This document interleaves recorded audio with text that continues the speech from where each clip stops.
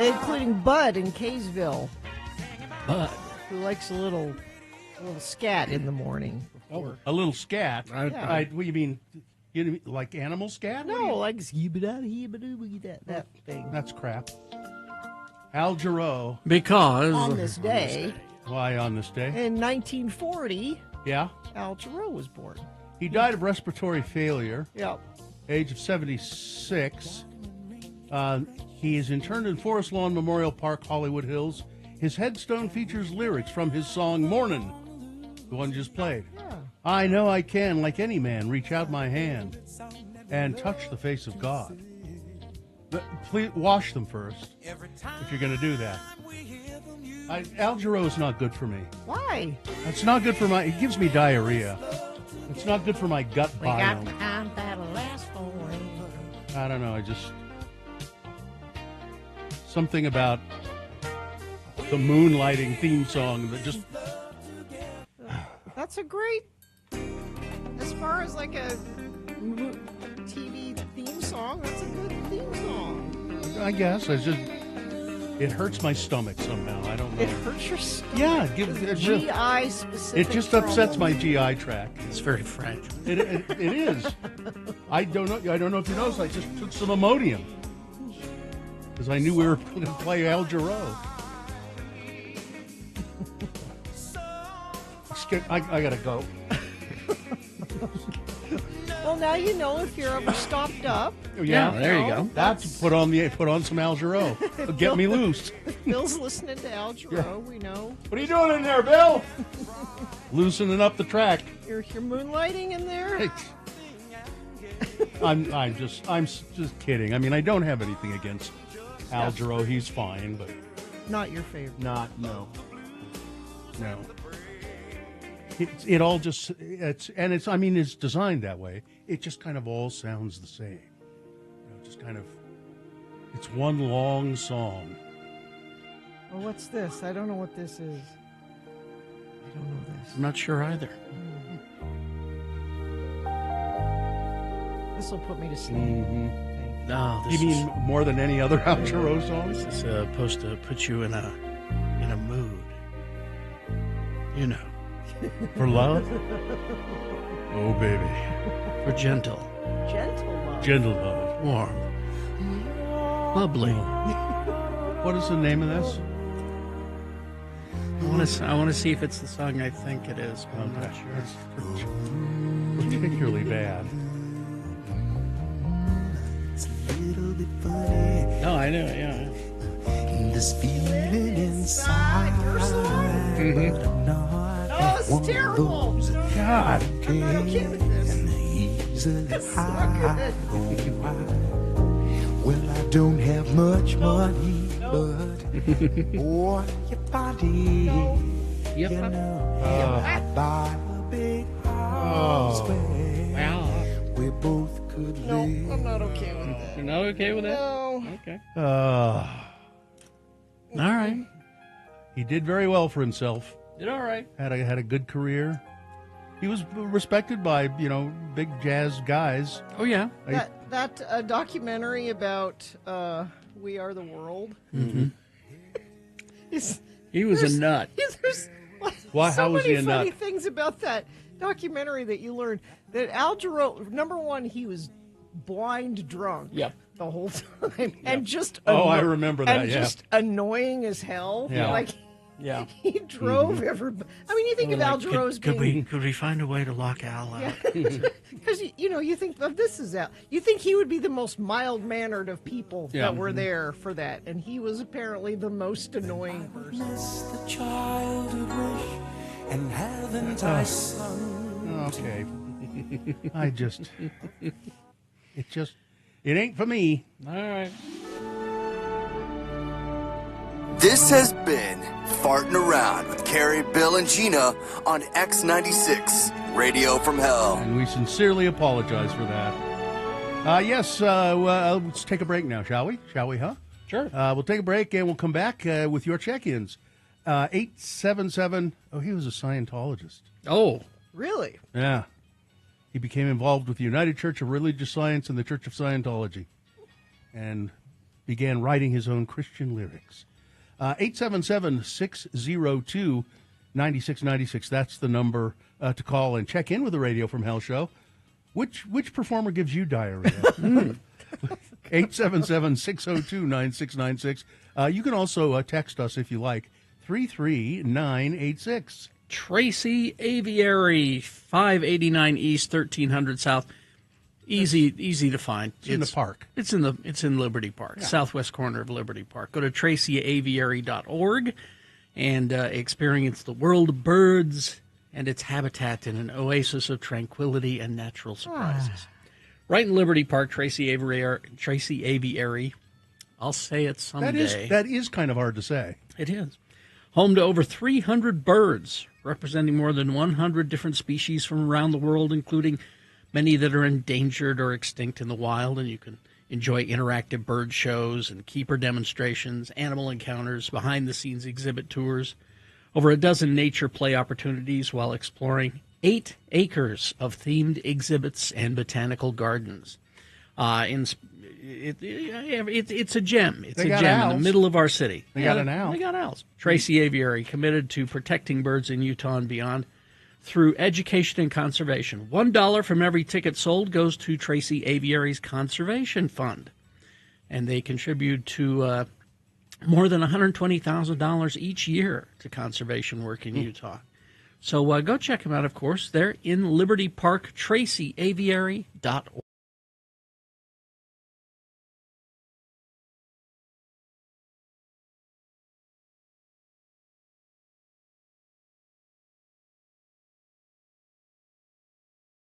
So do I. Because I'm heading to Rock Springs. Wyoming? Rock Springs, Wyoming. Why? You know what they say about Rock Springs? What do they say? The two most beautiful sights in Wyoming are the Grand Teton Mountains and Rock Springs in your rearview mirror. Mm-hmm. Well, I'm heading to Rock Springs because it's the 2024 National High School Finals Rodeo. Wow. Happening in Rock Springs, Wyoming. Okay. Yeah. And my cousin Jubal, Jubal is Uncle Pat's son. What a surprise. I know you're surprised. You guys know Uncle Pat. Yeah, he's a rodeo stock guy. Yeah. This is my cowboy side of the family. Jubal's son has been selected by the state of California to represent the state of California in Saddle Bronc. So I'm driving 3 hours for an 8-second event. Can't you catch a plane? No, they don't allow planes in Rock Springs. Now I thought it was interesting. So it's Days of 47 here. Everybody's got it's rodeo time. It's kids. They were herding cattle downtown. Yeah, yesterday, Spencer Cox, the governor, and Abby were herding cattle. Or cattle? Yeah. Oh. And more than one person sent me this list. And it's a directory from a children's rodeo in Utah, and it's the names of the kids that are entered to win. I'm not going to read their last names, but the comment is, kids that participate in rodeo have unusual names. Here's some boy names on the list: McCoy, Hayes, Bronc. Yeah, that's a little. Raygun, Raygun, Raygun. Why? Cutter. Quaylen, not Waylon. Quaylen? Quaylen. It's almost like Quaalude. Who would do that? Tibbs. Tibbs? They call me Mr. Tibbs. Oh, Tibbs. Those are some boy names. Some girl names: Swayze, Remington. Oh boy. Cashin. Shindy. Oh no. Shindy. Carly Joe's cute. Oakley, Dally Joe. Taisley, Tayzlee, Taisley, Paislin, Tenley, Mercedes, Mercadeez. Oh, God. Now, if Katie, do you have the picture I sent you? So this is a picture of my cousin Jubal's son riding in a rodeo in California before he came out here. X96.com/live. He's performing wearing his cowboy costume. Yes. Now, so Jubal is Pat's kid. Yeah. So and he has a kid. He has a kid, and his name is Rowdy. Rowdy. Rowdy Russell. Sure. And Rowdy. that's like Okay. birth certificate name, No, Rowdy. no, It's- Gina, I believe you. It's the I believe perfect you. name for someone that made it to the National High School Rodeos final. That was Clint Eastwood's name in his first big role when he was on Wagon Train. Oh, I His name didn't was- know that. His name was Rowdy Yates. Rowdy Yates. Oh, well, that's cool. Rawhide. Rawhide, yeah. Head them up, move them out. Was it Rawhide? Yeah. Not Wagon Train. The old favorite, Rowdy Yates. So I am headed up to I will have stories, I'm sure, from Rock Springs from the National High School Finals Sure you rodeo. can't fly up? No, No. no. No, there are no plane service in Rock Springs. All right. Driving to Rock Springs for where 8 seconds. It's It's 8 where the seconds. it's where the first Little America was. You Listen, know? I would have thought that of all the people I know, that you'd have connections to fly. To fly there? So, Yeah, with Sky King Or in the something. Songbird. Yeah. yeah, something.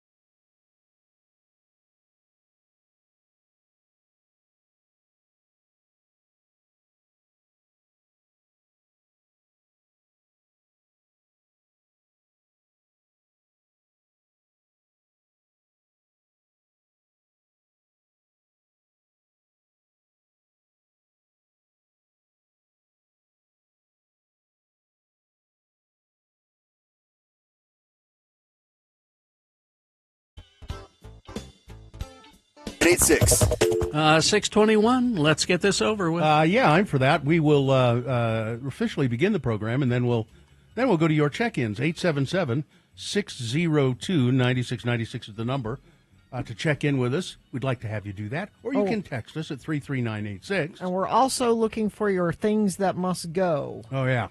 Send them in right now. We'll do that at about 7 o'clock. Just email them, radiofromhell@x96.com. Just one thing bugging you right now. Send it to Yeah. us. Do that.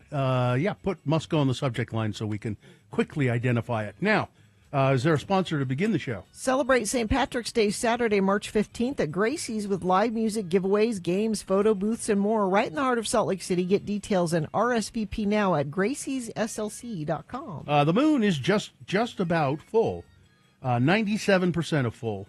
It will set today at 7:11 a.m. Today being Wednesday. It's the 12th day of March in the year of our Lord Jesus Christ, 2025. It's Alfred Hitchcock Day. Oh, No, nobody knows for sure why it's Alfred Hitchcock Not Day. his birthday? No. His first film, 1925, a silent movie called The Pleasure Garden. It's National Girl Scout Day. Get some cookies. National Baked Scallops Day. And it's National Christian Day. That is General Christians? now people named Christian. okay.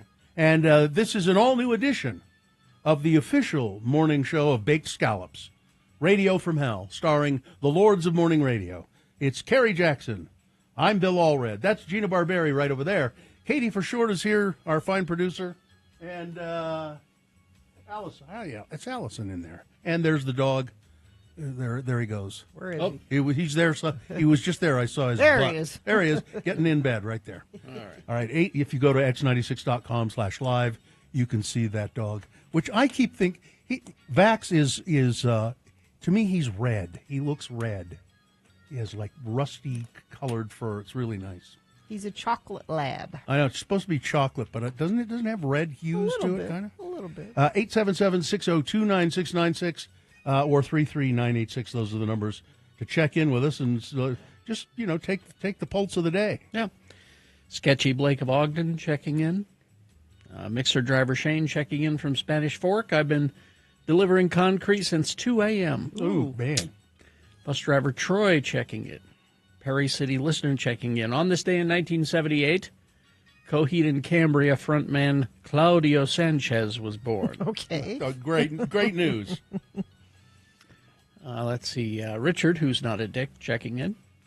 Alex the chemist checking in, saying hi, and I love you to Data Dave. Is it Data Dave or Data Dave? I think Data Dave. Data Dave. Data Dave. Zane of Dallas checking in, not knowing what Handsome Bill Allred had for dinner must go. Oh, hey, what's the email address for Must Go? Thanks, Zane. It's radiofromhell at x96.com. SoCal Spence checking in. Tree of Maine checking in. Screw work. Headed back to bed now. Thank you for farting around. You're welcome. Mishak of Erda checking in. Next time you're going to start the show that slow, please give me a heads up so I can get up early and have my milk crate coffee. It was out of the whole list of... Yeah. Maybe It the was- Gary didn't seppiest. want to open with James Taylor this morning, which also would have you been... wanted slow, boy, I'll tell you. James Taylor. Dan, the driver, checking in, heading to Twin Falls. However, Bill Nirvana gives me uncontrollable vomiting. Oh, that's the band that... Oh, that's the band that makes him sing. Let's see. Lance of Vineyard checking in. I love musical nausea first thing in the morning. Thanks, drunken Al. I have some extra Dramamine for you, Bill. Love you, Lords. Thank you. Data Dave checking in, gearing up for D&D night. April from American Fork checking in. Al Jerome is elevator music. That's the voice to text, I think. Yeah. Levi in Coachella Valley checking in. Johnny B checking in, listening while dragging my tongue around on the carpet to get that earlier sound out of my ears. It did not taste good. Al Jarreau was not a popular choice. Rye of Orem checking in. Troy of Riverton, Woodworker Willie, Patrick the friendly neighborhood middle school teacher checking in. It's been weird. Lots of kids missing from school this week. Sick? Are we sick? I think they're hiding from the unvaccinated. Caitlin and Knox checking in from the most eagle of mountains. Chef Roy checking in halfway through the week. Only halfway? Is that really? Okay. Moni from Taylorsville. Evan from Wasilla checking in. We have no snow, literally none. You guys got more than we have had all year. That's really weird. Yeah. I don't like that. That's disturbing. But there is no climate change. No, No, it's everything's fine. It's perfectly normal. Everything's fine. All right. Well, let's. I guess we can begin. Okay. Traffic, please.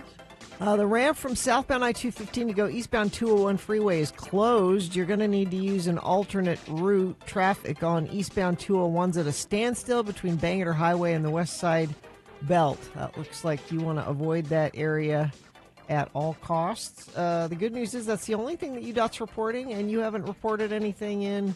We haven't even heard from Right Wing Wade. Are you okay, Wade? You usually check in first thing in the morning. Let us know what you're seeing, 33986. All right. We will take a break. We'll be back after these messages and a song with some big boy news. And Frank Christ presents our Dead Celebrity game coming up. We'll tell you how to play and what you'll win on.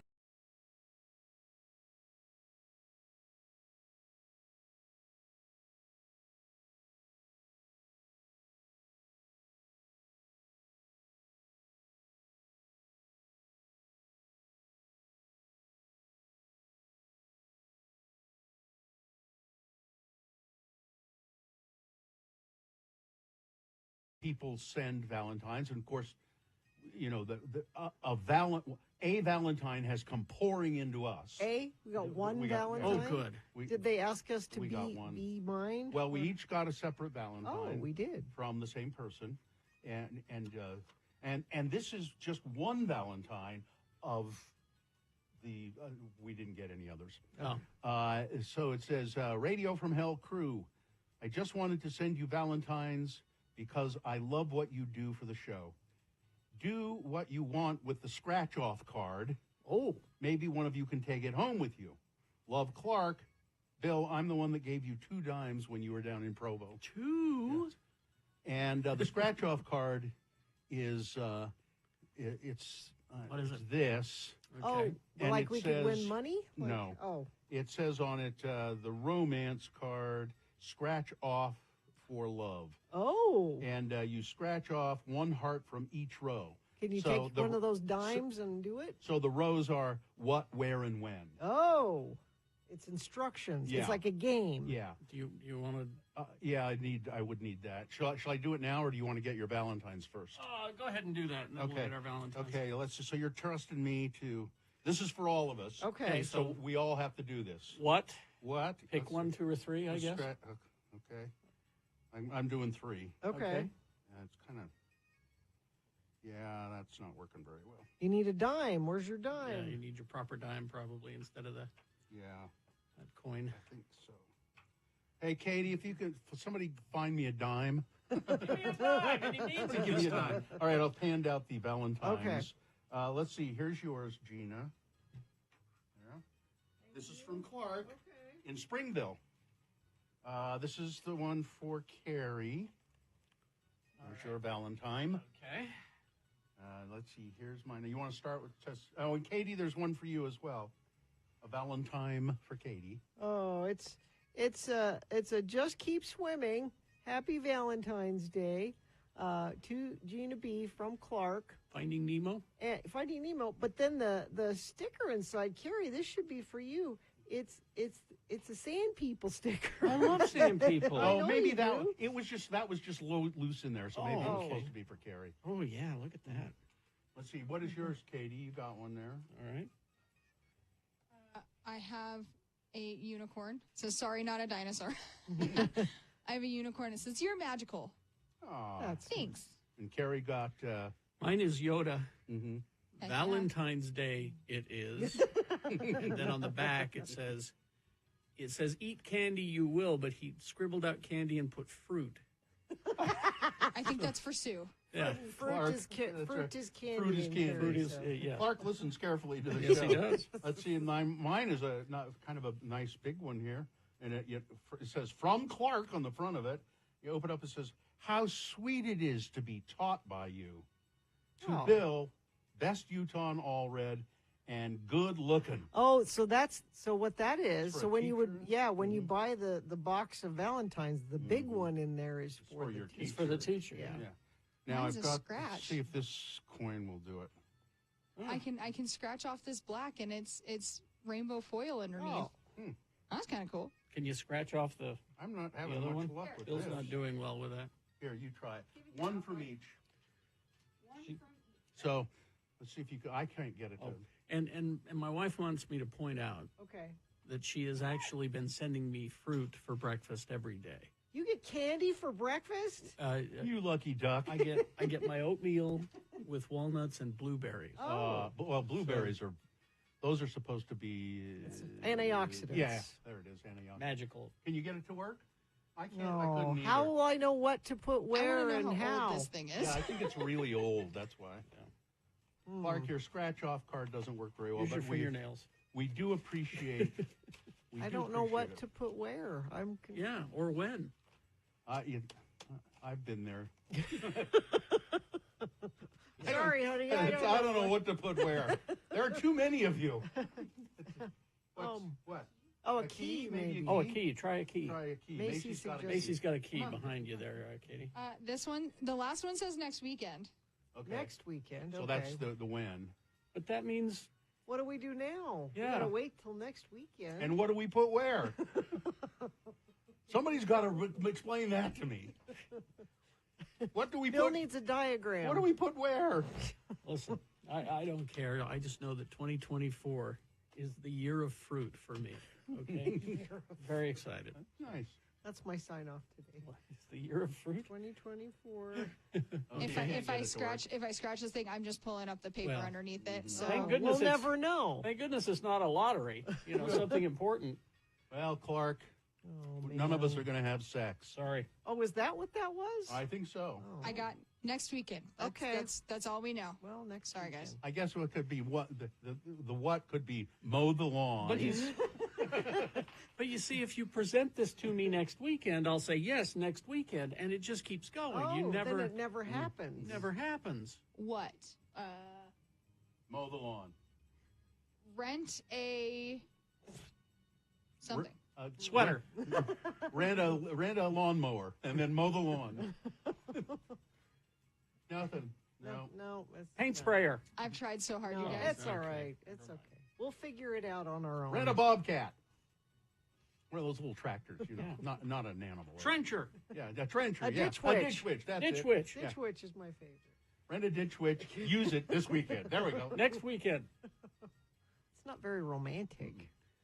Have you ever used a ditch witch? I haven't. No. Okay. What hot? Where? I can't read any of those. And when? Next week. So that's all hot we got. trenching Hot trenching next week. Okay. next weekend. I'm good with that. Hot trenching next weekend. Where do you put the ditch witch? Right about there. Right in the ditch, right? Everybody says hand sanitizer will remove those scratch-offs. Oh, So we got some in here. you can give that a try.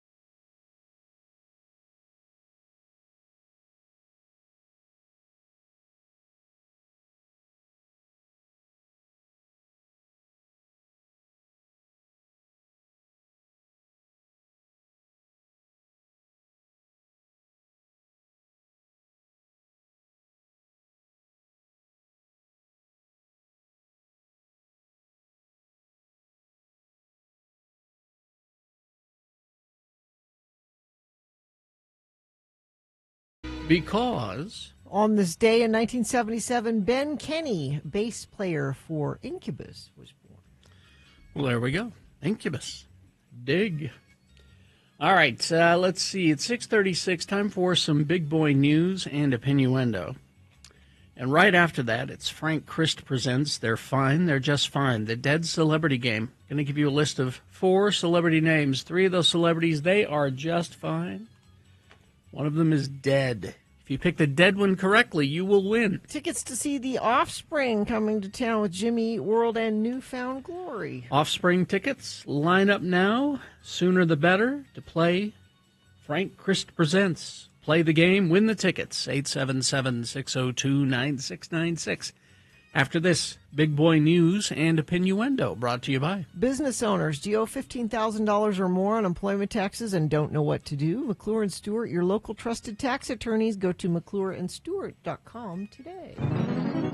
Well, Scarlett Johansson is going to continue to be among the rare Hollywood A-listers who don't have any social media, even when it comes to promoting her upcoming movie Jurassic World. How does she get any work? In her in-style cover story published on a Tuesday, the actress revealed that she was asked by the film studio, Universal Pictures, to join Instagram amid the film's July 2nd release date.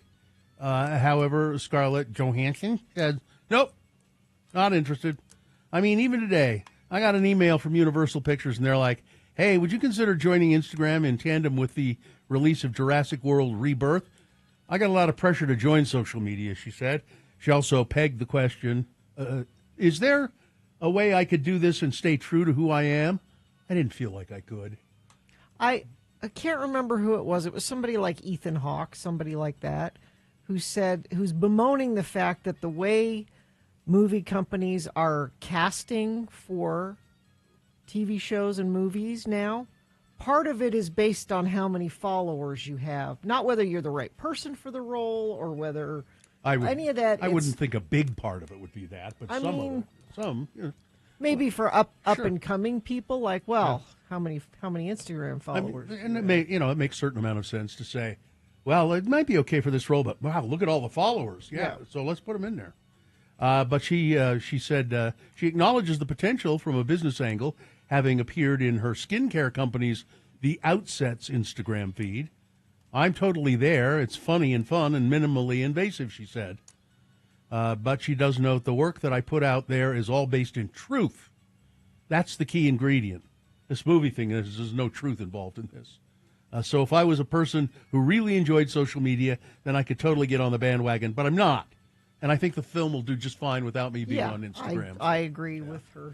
But if she was on Instagram Yeah. and had a whole lot of followers, couldn't she, in theory, charge the studio to promote the movie on her Instagram? Yes, she could. Yeah. Yes, she could. After 2 public servants in Box Elder County were charged with offenses involving child sex abuse, new findings show that the 2 of them had a sexual relationship with one another. They shared child pornography and discussed fantasies of abusing children together. Both men were charged earlier this year. First, Tremonton Fire Chief Ned Brady Hansen was accused of possessing and sharing child porn. Then, Box Elder County Judge Kevin Robert Christensen charged with similar offenses. In a search warrant filed by FBI agents investigating Hansen's case, they said they learned that Hansen was often sharing child porn with other users online and discussing twisted fantasies. According to the report, they learned that one of the people Hansen was chatting online with was Christensen.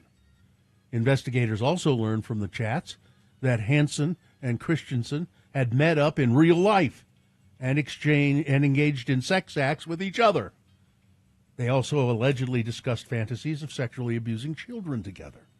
They also discovered that when Hansen was arrested, law enforcement had requested that he be held without bail, but Christensen denied the request and allowed Hansen to be released. I wonder why. A warrant was issued for Hansen's rearrest. He was booked into the Weber County Jail on Tuesday. Christensen was booked into Davis County last week. They're both still in custody. This is going to keep coming up in the news again and again and again. Speaking of things that come up in the news, murder comes up in the news. And at the crime desk, Gina Barberi has a morsel of murder. Oh, Ghost Adventure star Aaron Goodwin's wife allegedly tried to pay a hitman to kill him. What is Ghost Adventure? One of those ghost hunter things? Victoria Goodwin was arrested and charged for solicitation to commit murder and conspiracy to murder last week. In his show, Goodwin investigates paranormal activity, but it would seem like his wife's plans, which allegedly involved enlisting a Florida prison inmate to kill her husband, would have spooked even him.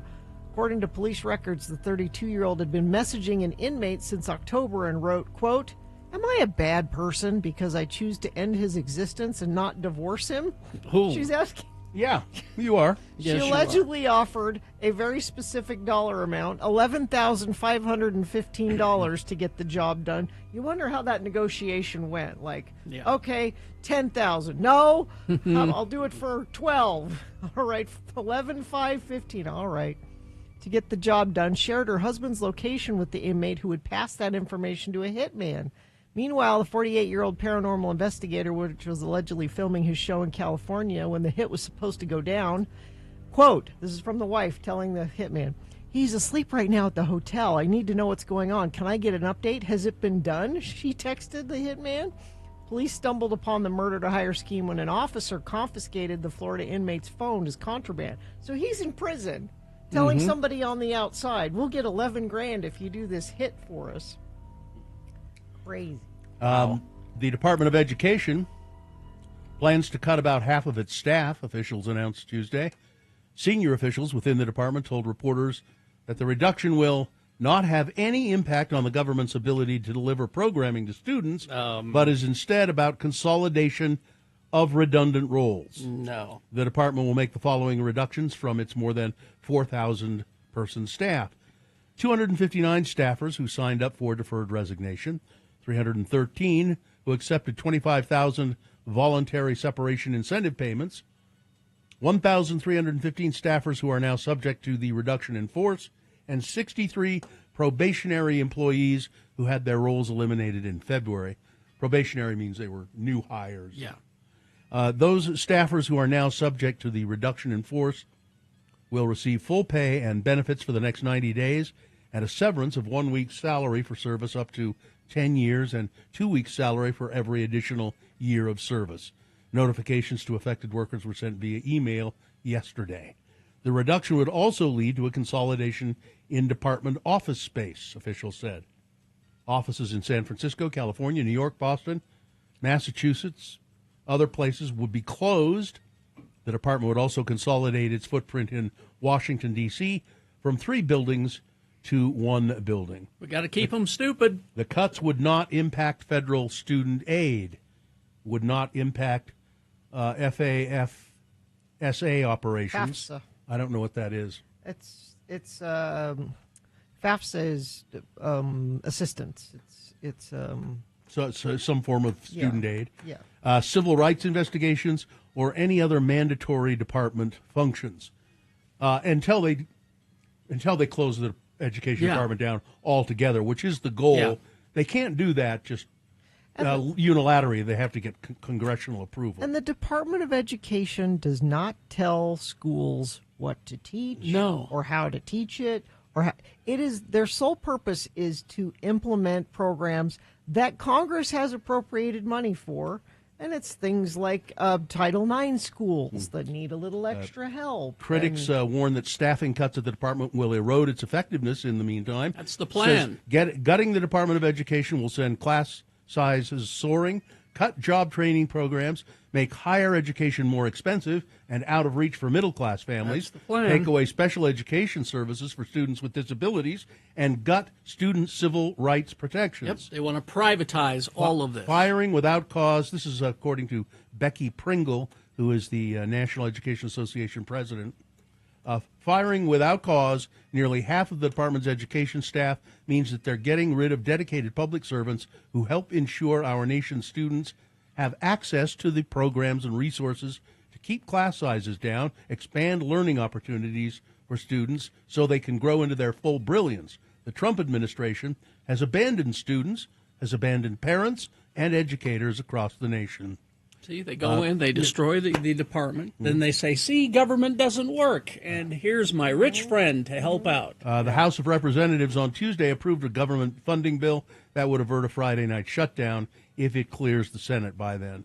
The vote was another victory for House Speaker Mike Johnson, who once again overcame opposition from several Republican lawmakers who initially withheld support for the measure.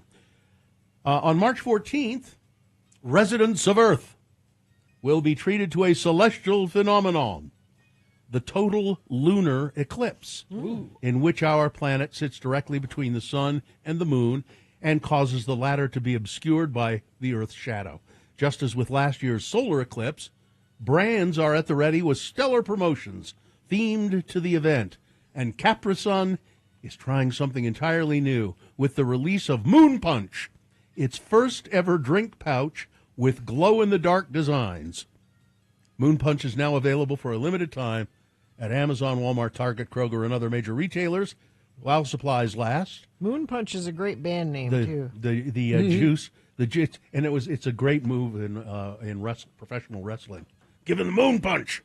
The juice is cosmically cherry flavored, they say, with a slightly and the designs are glow in the dark. I think that's kind of fun. Kids will like that, and the actual punch isn't glow in the dark. No, No. just the packaging. Just the packaging. Just the packaging. Remember, folks, that's Capri-Sun when you're watching It's a Wonderful Life. That's what you enjoy. Yeah, and Capri-Sun. It's Capri Sun. a man claimed that he was shot by his dog while lying in bed on Monday morning. Well, why did he make his dog mad? The Memphis Police Department responded to the accidental injury just before 4 a.m., where Gerald Kirkwood told police he was lying in bed with his female friend when his dog jumped up on the bed. Oreo, the 1-year-old pit bull, allegedly got his paw stuck in the trigger guard. Why is the gun And- just lying on the bed? Well, it's you're laying there with your lady and your gun. Kirkwood was grazed by a bullet on the top of his left thigh. Reports say the female friend left the scene after the accidental shooting and took the gun with her. The victim was taken to Regional 1 hospital in non-critical condition. There was a freak accident, and the dog jumped up and caused the gun to discharge, said a friend of the wounded man. The friend said that the pit bull is really friendly and that his friend is just fine. When a reporter visited the house on Monday, was told that the victim was not there, but the dog, Oreo, was. And so they interviewed the dog. what really happened? All right, that's it. Sports weather traffic. A new home is coming for the University of Utah's most attended indoor sports. The school's Board of Trustees Tuesday morning approved a motion to consider a proposal for the construction of a new multipurpose arena in Salt Lake to eventually replace the John M. Huntsman Center, which hosts basketball, gymnastics, and volleyball. Follows a broader initiative titled the Campus Physical Development Framework to expand the university from a commuter institution into a, quote, destination campus. I like this. They say they're trying to create college town magic. It's, you know. Well, but where? Well, exactly. This all sounds wonderful, and you're painting a beautiful picture. But where is this going to go? I'm not sure. So what they're going to do is tear down the Huntsman Center, and that's going to be more housing.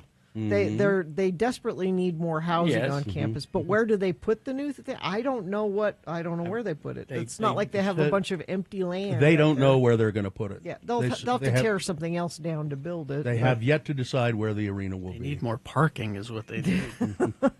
And speaking of the Utes, we're out. We're not dancing. Nope. They lost to UCF Knights 87-72, so that is that. Let's see. The Jazz, 6 o'clock tonight on the road in Memphis. They'll be tanking there. And Utah Hockey Club home tonight to the Anaheim Ducks. That's your sports weather. So we got one more day of sunny, nice, warm weather. 62 for a high today. Tomorrow is when this storm system comes in. 100% chance, actually. So we were going to have rain and or snow. Looks like all the way through to Saturday night. And things cool off a little bit. We could overnight down in the valley see some snow. We do get below freezing both Thursday and Friday night, so could see a little bit of that.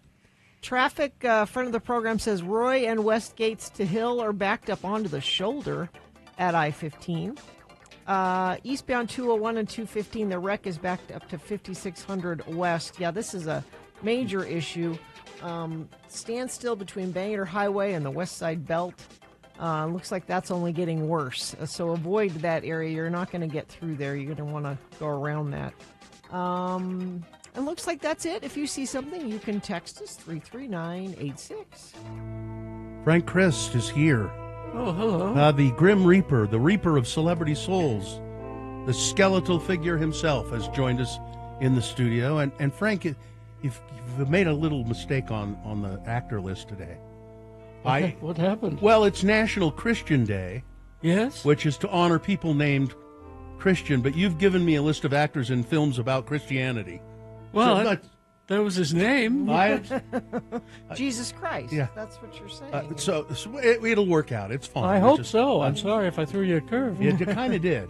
But that's all right. Frank is here. He reaps the souls of celebrities, and it's a very difficult thing for him to have to do. I love our precious celebrities, don't you? I do. Oh, everything they say and do is right. And they're always so handsome. Always. And good looking and well fed. Each and every one of them. Well fed. Yes. But when a celebrity dies, Frank takes his electric scooter to the scene of the death and puts the essence of the actor in the sidecar of the scooter and whisks them away to the distribution center. Yeah, and then after that, they don't. I wish it had a more fancy name. Yeah. It's kind of disappointing for people. The waiting room. It's just like any other distribution center. It's a big warehouse. Kind of warehouse. Big warehouse. Forklifts. A lot of orange vests. Yeah. Well, safety first. Frank joins us to play a game we call Frank Chris Presents. They're fine. They're just fine. He's given me a list of four actors, actually. 3 of the actors on the list are, in just fact. Fine. But one of them, Frank, has taken, and it is the contestant's job to figure out which one of these celebrities is dead. And who do we have? Vanessa. Vanessa, is that right? Yes. Vanessa, how are you today?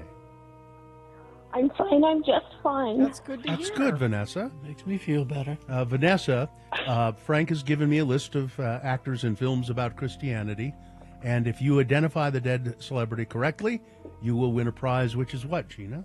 The prize is tickets to see The Offspring coming to town with Jimmy Eat World and Newfound Glory Saturday, September 6th at Utah First Credit Union Amphitheater. All right, you set, Vanessa? I'm ready. All right, let's go. The first one on this list, the first actor, is Claudia Cardinale. She was one of the best-known actresses in Italy. She was in the famous movie Fellini's 8½. She was in many other well-known international and American films as well.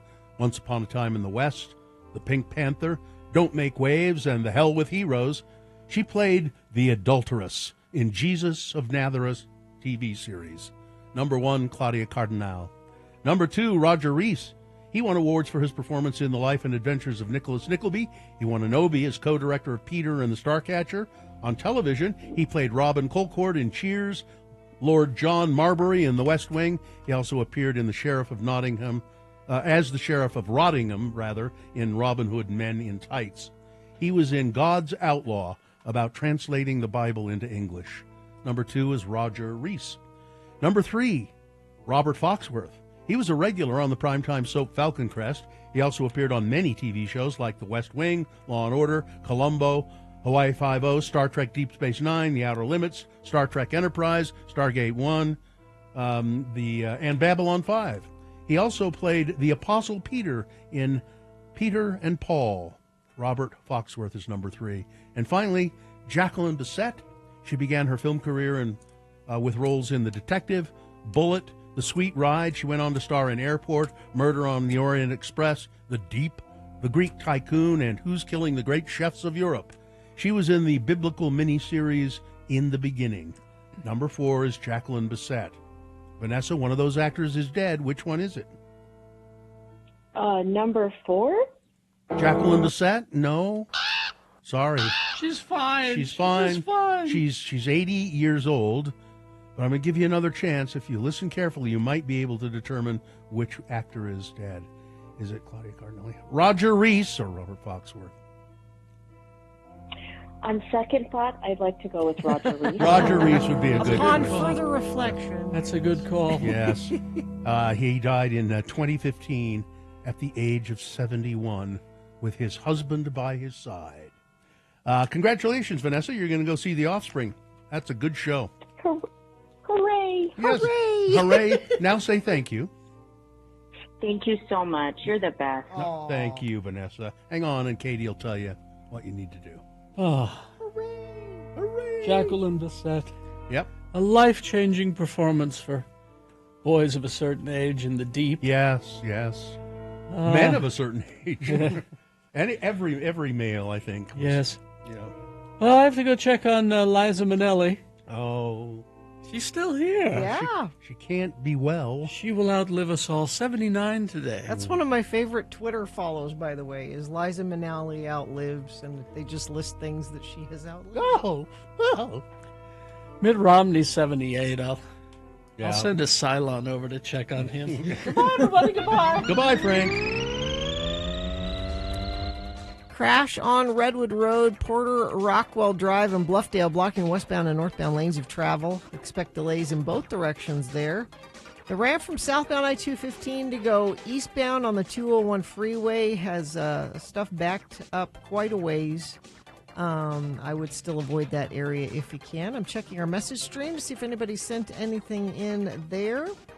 Nope, nothing right now. But if you do see something, please send it in at 33986. And while you're sending us things, we're still looking for your things that must go. We're going to do it right now. So send it quick. Radio from Hell at x96.com. Yes, your list of things that must go coming up after these messages. KXRK.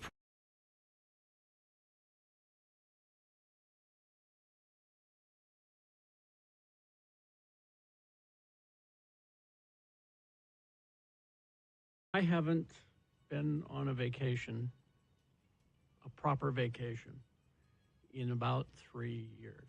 You're way overdue, Carrie Way Jackson. overdue. So we decided to take all that money that we would ordinarily spend on a vacation and just go crazy. Because my nieces called me, and whenever my nieces call me and say, Uncle Carrie, I'm immediately... Melt. I melt. Yeah. Come to Hawaii with us. You know, you could just not answer the phone. That's what I would do. That's true. But they do FaceTime. Oh, well. And how do you say, to those little faces? No, you can't. Say. No. Uncle Carrie, come to Hawaii with us. Okay. I'm terrified of getting on a plane, but I'll go to Hawaii with you. All right. So we've started making the plans, the resort, and I insisted that at least one day we get this really expensive cabana so that I could just sit there and read comic books. You have earned that, Carrie Jackson. And the kids can play in the pool Yes. and do all that stuff, and I'll just, sit and watch them, and I'll just, take it easy and drink. Okay. So I need at least one of those days. You have earned that. Now, my brother-in-law's wife, the last time that she planned a trip for me, I had an amazing time. And her and Sue, they teamed up, and they put together a trip to Walt Disney World that I will remember forever because it was so terrific. They made arrangements, everything was done. All I had to do was show up. That's great when somebody does that. And it was so great. good, so good. Yeah. And so I got an email from Anna, is her name. That's Drew's wife, and it had the schedule for our Hawaii trip. Things like, you arrive, Alamo car rental, the whole thing, and then you check in. It's your itinerary. And then I see this part. Horseback riding. Uh-huh.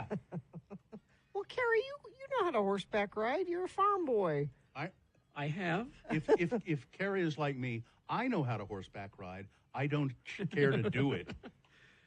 So Sue said to me, well, how do you feel about the horseback It's ride? on the itinerary. Now, I confessed to you yesterday, I said, it's like they don't know me, It's like they think that I'm someone else. Uncle Kerry just likes to just sit and observe. Uncle Kerry needs a relaxing vacation. And Sue says, well, how do you feel about the horseback riding? And I said, well, my first answer is no. She goes, okay, be honest with me. When was the last time that you rode a horse? Yeah. And I said, I was 16. It's been a while. It's been a while. Yeah. It's easy to do. And my guess is this horseback riding excursion is for people that don't necessarily know how to horseback I'm sure. ride. I'm sure. Probably really gentle And bless Anna for wanting the girls to have experiences like this. That's really cool of her. They're probably really excited about I'm the sure horseback they are. riding. But she said, okay, how old were you? I said, well, I'm probably 16. She goes, okay, you're going. I went, Sorry. so I am horseback riding. Now, it is going to happen. Was your horseback riding experience the last time you did it a pleasant one? No. Yeah. Okay. Carrie, might I suggest? Our horse Pepper was an a-hole. Yeah, same thing happened to me. Last time I rode a horse, I was with some BLM people, and they put me on a horse intentionally. I didn't know that was a They jerk. were messing with you? Yeah, that was a jerk, and just Carrie- wanted to go back to the trailer. Carrie, I woke up. I think it must be the bed in our room is not. Oh, there you My go. back My back is just- out. I don't know what's going on. All I can do is go sit in the cabana. I'm sorry. I would love to go. Would but you have room service bring me up a cane? So I was talking to Sue about it, and I said, okay, if we're going to do this, Yeah. I need pantyhose. Yeah. There's helps. rubbing. There's rubbing. That is a trick. That is a trick. Yeah. And it has to be the ones that are the pants, not the knee highs. It has to be the pants. Well, yeah, because it's the upper thigh that's where the rubbing. And you have to make sure that your nieces don't know. Yeah. And then I realized, wait, I'll be wearing shorts because it's Hawaii. Yeah. That's not going to work. Yeah, no. Well, you probably should wear long pants on your horse ride anyway. Probably. Yeah. Get a lightweight pair of, I'm telling you, Carrie, I just know what's going to happen. fake the bad back. Yeah. I just know what's going to happen because the last time I rode a horse, like I said, Pepper, our horse Pepper was an a-hole. Bucked me off. Well, these horses are going to be They'll be very calm. calm. Yeah. I and tame. 986. Like Kelly and Sandy did with the Must Go. And we just told you, Kelly, you got to email those. radiofromhell@x96.com. Even from Sandy, you have to email us. Boy, we're stupid and They Sandy. don't- No kidding. they don't listen at all. All right. Things that must go then, brought to you by. Brought to you by Haster Games for board games, Magic the Gathering, Pokemon, miniatures, dice paints, and more. Haster Games, 6831 South State or HasterGames.com. Things that things that must go on the radio. From Hell Show. Indeed, these are things that are bugging you. Things that are just on your mind. You can't get them off. It just drives you crazy. You say, I got to get these things away from me. Maybe if I send them to Radio from Hell, I'll feel better about it. And sometimes we understand if we read yours on the air, these things do magically disappear from your life. Send yours to Things That Must Go, Radio from Hell, Things That Must Go. Let me start that again. No, yeah. It's Radio from Hell at x96.com. You put must go in the subject line, and that's how you get it to us. You want to go first, Kerry? Oh, okay. The first one from the foot of Mount Doom. The freeway electric sign usually tells you about traffic. Sure. Occasionally it says, silver alert. Yes. Yeah. Warning. Yeah. Go to website. While you're driving. There's still plenty of room on the sign. And, I mean, can you give me a little something? Yeah. Well, it means there's an old person wandering around on the freeway. Yeah. Yeah. But a little more. Like A little more. Just watch like out for red, it. Maybe the red car. sweater. Yeah, the clothes they were wearing, the car they were driving. Man, woman. I don't even know what website it is. It just says go to website, like we all know.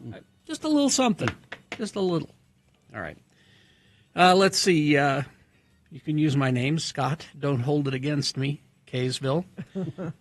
Burrito distribution errors must go. Ooh.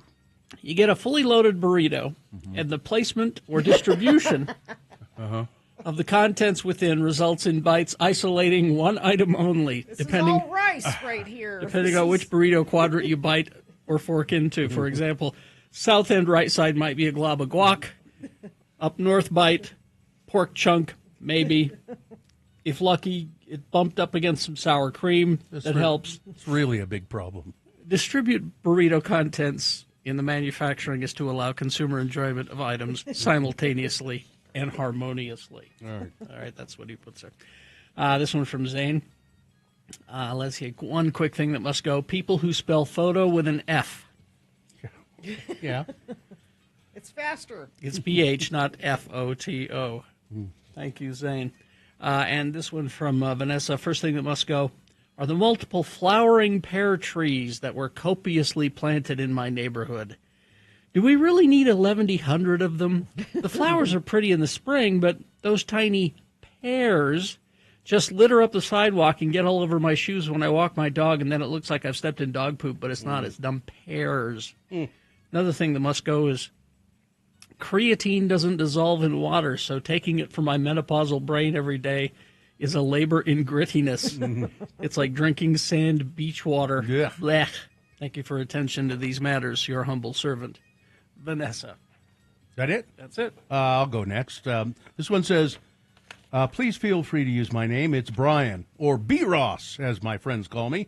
Longtime listener, not the first time I've submitted. I have a few things that must go. When there is any moisture on any UDOT road, the inability to see the hug and lane markers. Seems like we're all driving in a NASCAR race. Gina's traffic updates, where she states, at mile marker 9.3. What city is this, Gina? What county is it? Now, I realize Gina's only as good as UDOT provides. Yeah. Yep. This does not happen on every traffic update, but the mile marker identifier needs to go. We need specific locations for county and city. This must go is coming from someone who does not drive through Salt Lake City every day. And the most important must go, whenever I say to myself throughout my chaotic day at work that I should send this in to must go, and then I don't. That must go.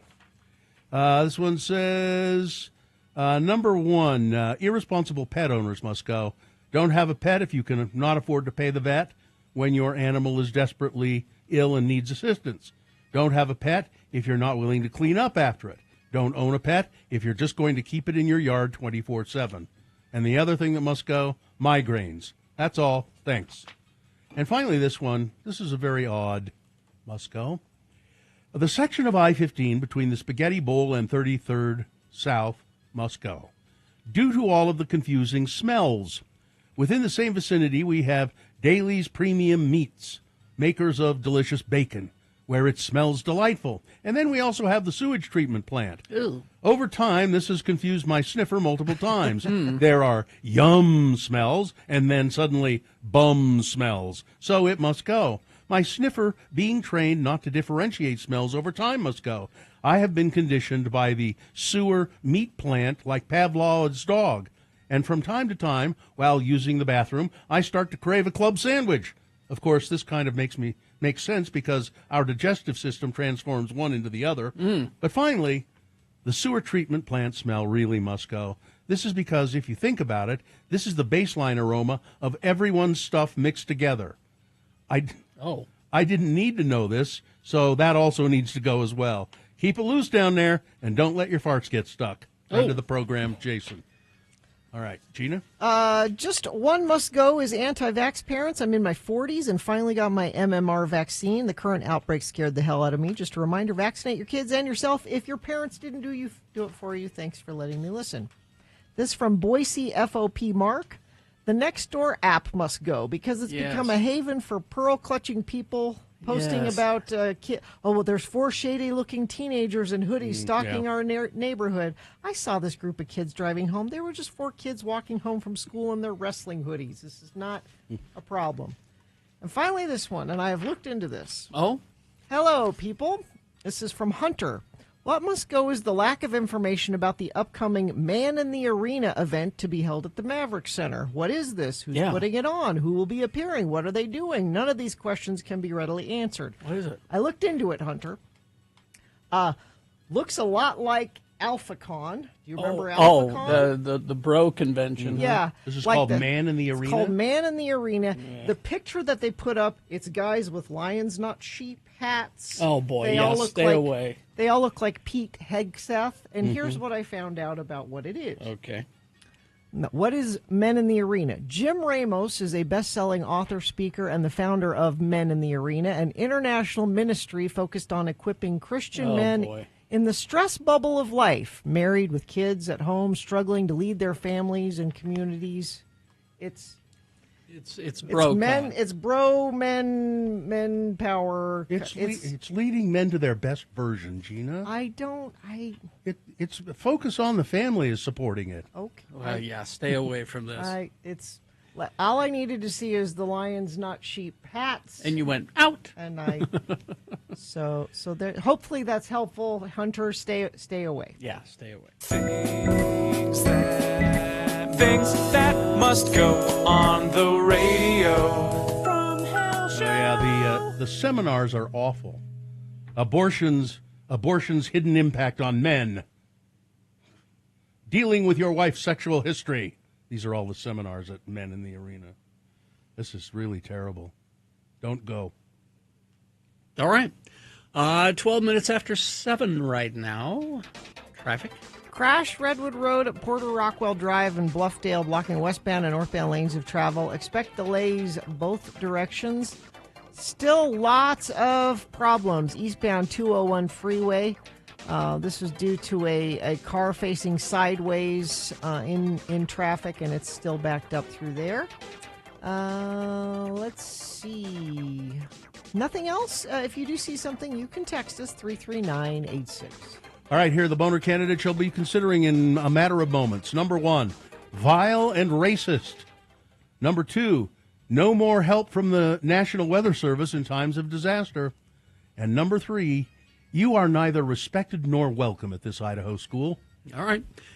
Boner of the day, big boy news, all coming up after these messages and a song. Stan.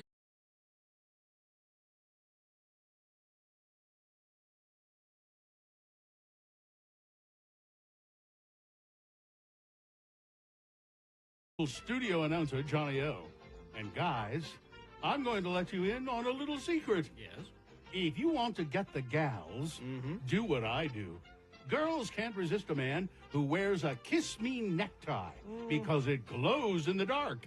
By day, it's a lovely swank tie. By night, a call to love in glowing words. Men, boys, amaze your friends. Surprise and thrill every girl you meet. Be different and the life of the party in any crowd. Wow. Here's the most amazing, spectacular necktie you ever wore. A smart, wrinkle-proof, tailored cravat, which at night glows with the thrilling message. Will you kiss me in the dark, baby? Don't confuse this magnificent necktie with any ordinary novelty tie. No, you might expect to pay $2 or even $3 I for would. a tie like this for daytime wear. I would but expect now, to, yes. now this fine cravat can be yours for just $1.49. This is outrageous. And if you are not completely satisfied, just return the tie for a full refund. Rush your order now to Glow in the Dark Necktie Company, Chicago, Illinois. And now, here's a man who says, you know, there should be a baked potato bar at every meal. Your Beat Gina host, Carrie Jackson. Sir, I wore this glow-in-the-dark Kiss Me necktie to several dark parties, and I did not get It kissed. didn't work. Where do I get a refund? Just, we'll refund your money completely. Just send your request to Glow in the Dark Necktie All right, Company, okay. Chicago, Illinois. Chicago, Illinois. Thank you. All right, the randomizer has picked a contestant. Gina, you'll be playing against Michelle today. Hi, Michelle, Michelle. are you there? Hello. I All need right. a necktie like that. Yeah. Doesn't everybody? Kiss me in the dark, baby. That's right.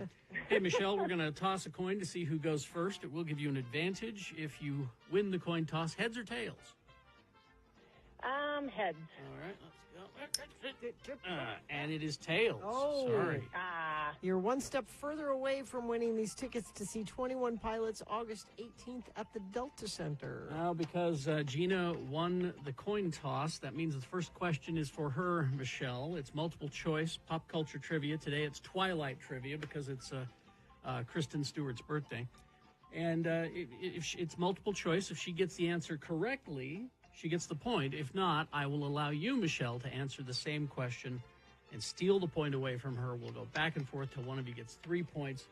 Gina's in the lead. She already has the advantage. What are you prepared to do in Gina's name if she wins today? A donation to the road home. Thank All you. right, there we go. Okay, let's begin, Gina. First question for you, Twilight trivia. Okay. Robert Pattinson stated in an interview that this movie, the first Twilight movie, was his first American role. And he had no formal training to do what? Was it 1, drive on the right side of the road? Was it 2, shout terms like fake news, America first, and the election was rigged? 3, perfect his American accent? Or 4, licking Cheeto dust off of his fingers? All American things. I'm going to say American accent. American accent. All right, that's a point for Gina. All right, here we And go. now we go to Michelle. Michelle, Kristen Stewart wears brown contacts for filming to match Bella's eye color. What is her real eye color? Kristen Stewart's real eye color. All of these are real colors. Okay. Is it 1, Snugglepuss, 2, green, 3, blue, or 4, sulking room pink? I'm going to go with 2. Green is correct. I want a sulking room. That's what I get Sul- from that. a sulking room. room where I sulk. And I it's want and it's that dirty pink, Yeah. like hospital pink. You know? You're welcome to use my child's room. There's already sulking Yes. going on. It's in there. experienced sulking. All right, it's 1-1. We go back to Gina now. Gina, what was the book Twilight originally named? It had a working title before it became Twilight. Okay. What was the working name? Was it 1, I'm deleting Tinder? Is it 2, counting the days till the apocalypse? Is it 3, but her emails? Or 4, forks? Well, it takes place in Forks, Washington. So I'm going with Forks. Wow. You thought that was a trick. I didn't thought you? it was a trick. Wow. All right, 2-1. Now, Michelle, you have a chance to tie. All right, Michelle. When Bella is searching the internet and finds the link for the bookstore in Port Angeles, the link above it is for Little Brown. What is the importance of Little Brown? Is it 1, Little Brown is the publisher of the Twilight Saga? Is it 2, Little Brown is the nickname for Stephenie Meyer used by her father? Is it 3, Little Brown is the alternative title for another Stephenie Meyer sci-fi book But instead, she went with "Open the spaceship, I gotta poop." Is it 4? It's a long way for that. Boy. But you end with poop, and it's solid. Or is it 4?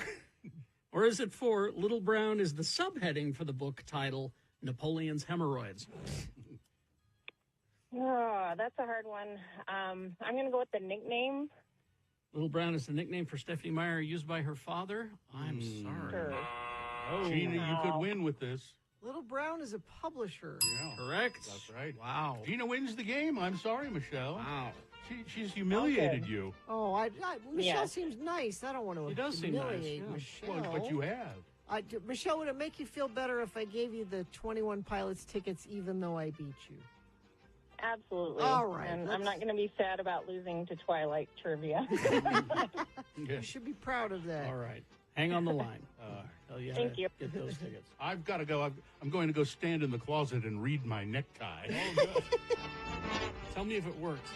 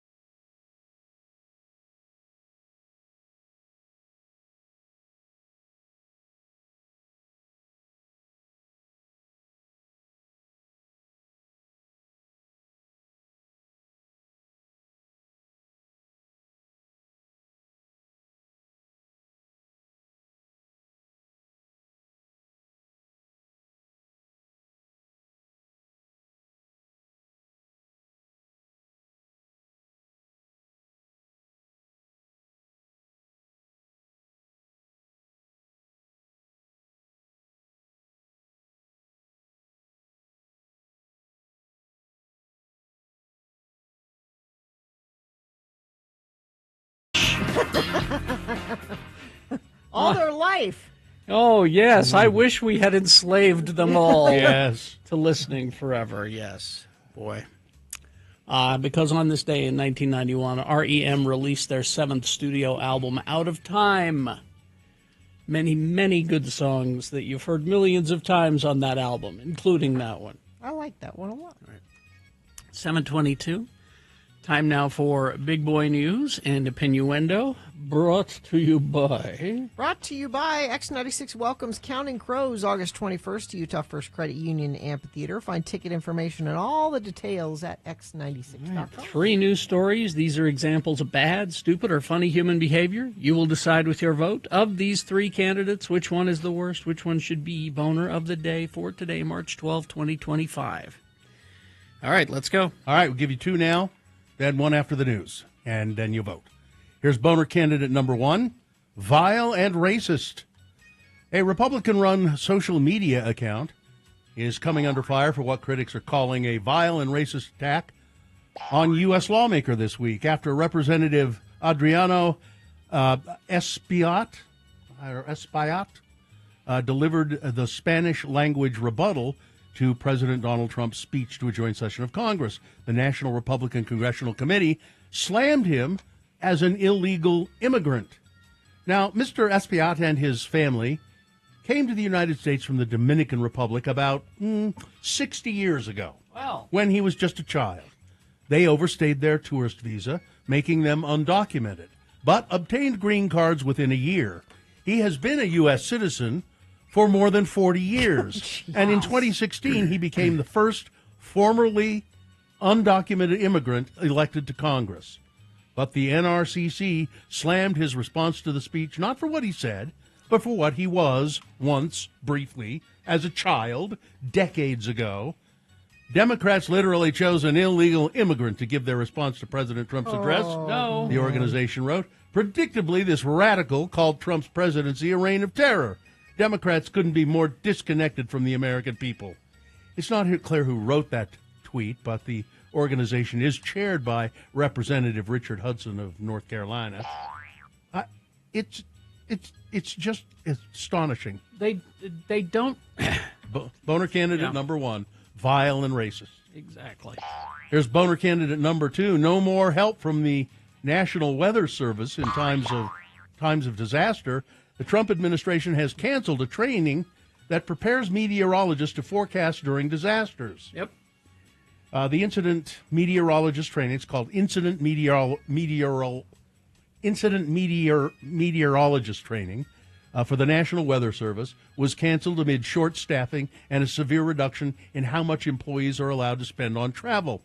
An agency source expressed concern that the cancellation of this session would delay new incident meteorologists from being certified, leaving the Weather Service less able to respond to disasters like fires and putting an even greater strain on the existing workforce. Yes. The source said that employee purchase cards were reduced to $1 so that people were unable to book travel, and some who had already booked travel had to cancel their flights. Incident meteorologists are a specially trained group who have typical meteorology jobs at the Weather Service, but also volunteer to work on disasters, said Larry Van Bussum, a National Fire Weather Operations Program Manager. They get 250 hours of training to give weather information to incident managers as part of an effort to keep response crews and the general public safe. Meanwhile, this also does not appear to be the only government training that's recently been canceled. A senior Department of Homeland Security official confirmed that fire trainings at the Federal Emergency Management Agency were also being canceled, saying, the bottom line here is we're no longer paying for non-employee travel. We're only authorizing travel for mission-critical programs, and this isn't one.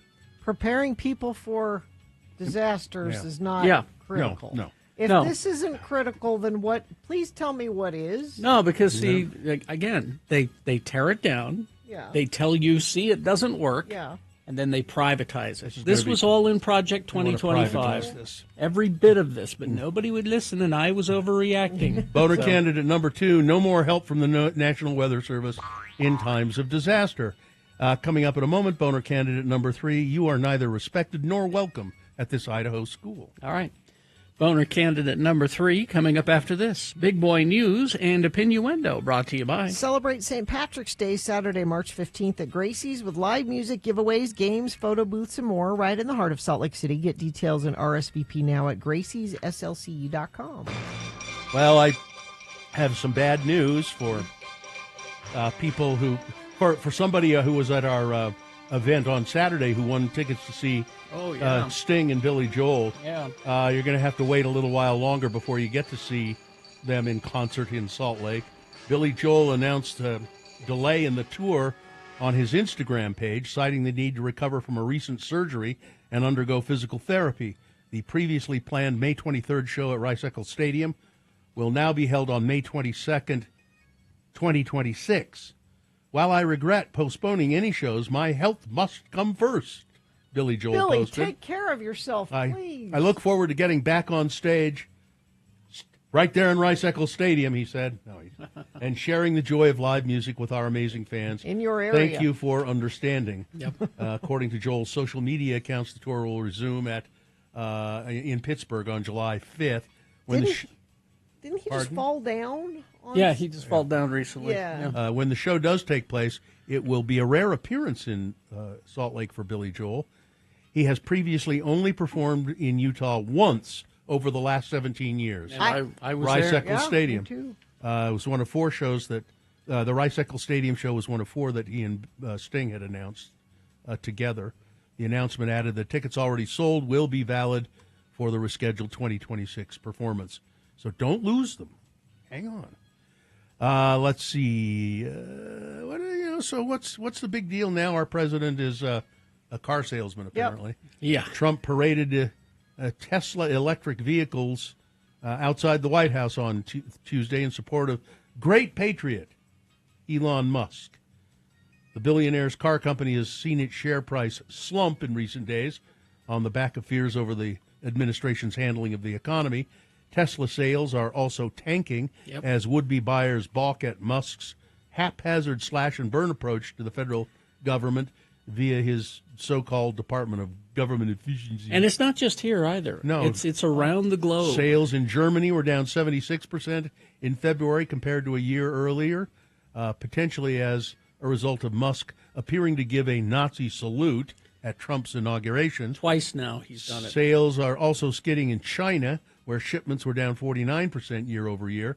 In an ethically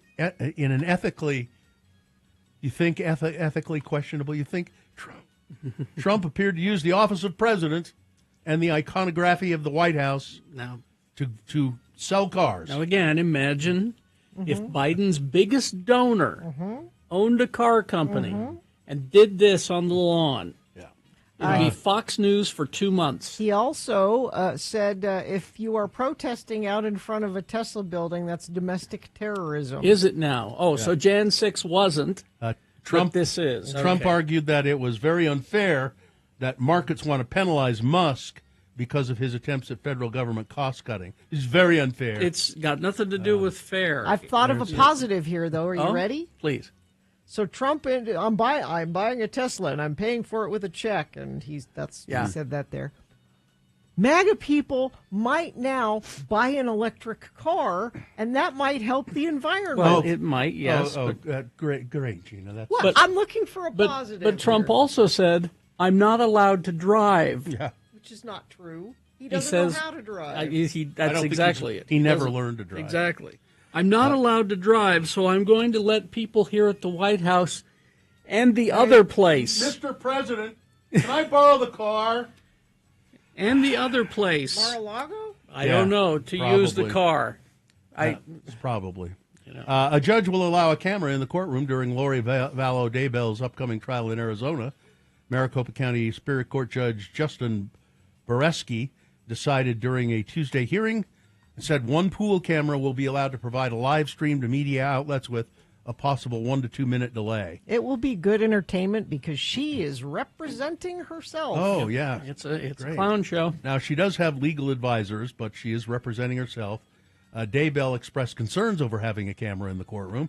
We want to make sure the cameras aren't going to be zooming in at any level to our notes or the things that we're going to have on the table, she said. Yeah, 'cause- What has happened before is that they just have the camera on my face and during the entire trial. I think when the judge is speaking, the judge needs to be on camera. When the state is speaking, they need to be on She's camera. directing She's it. directing now. It's a TV show. Boreski said he will issue a written order with specific guidelines.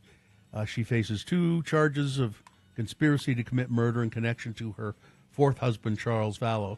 I know if it's on during the day, you'll have a TV here, won't you, Gina? Well, on my phone.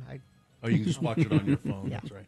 You're Remember referencing when the I OJ. Yeah, OJ. I actually brought a TV to work during the OJ trial. Yep. Yeah. 5 men were arrested in Payson early Tuesday. It was a drive-by shooting.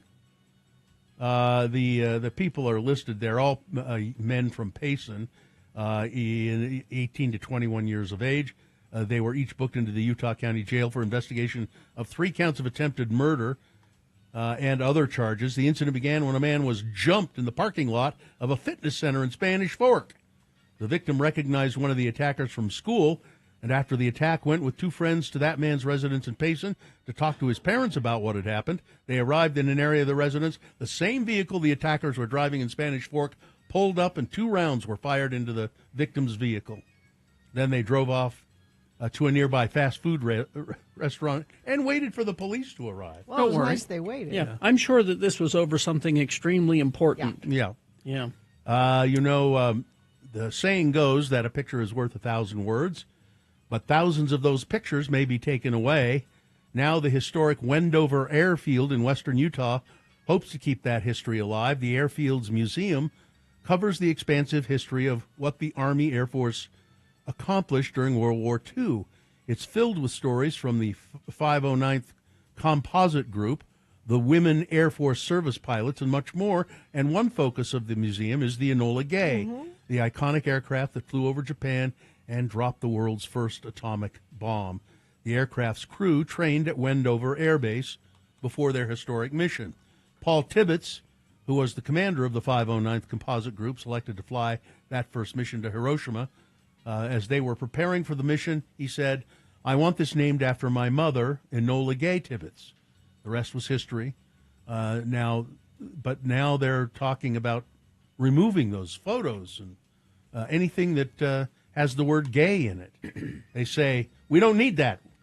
We need they ignore parts of the story, that those are the individual's lived experiences. They don't care because they don't bother knowing history. No. They don't care. On the heels of post-pandemic inflation, price tags at the grocery store are expected to multiply yet again once Trump's tariffs against Canada and Mexico go into effect. Yep. Canada and Mexico are the two top suppliers of food and beverages, according to Eating Well, and prices will likely change quickly once tariffs are implemented, not to mention the potential for supply chain disruptions while demand stays high.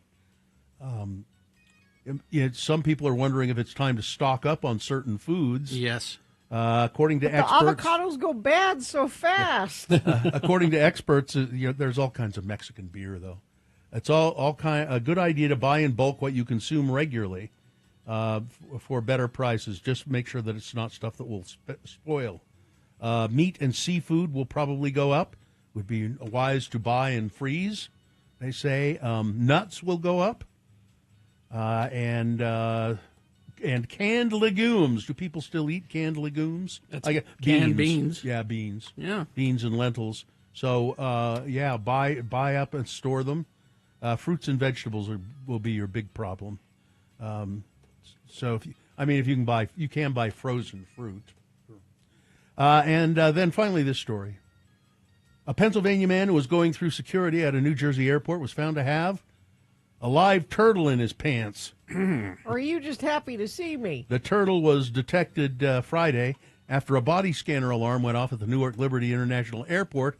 A TSA officer conducted a pat-down and said there's something in the groin area of these pants. Ew. When questioned further, the man reached into his pants and pulled out the turtle, which was about 5 inches long and wrapped in a small blue towel. He said it was a red ear slider turtle.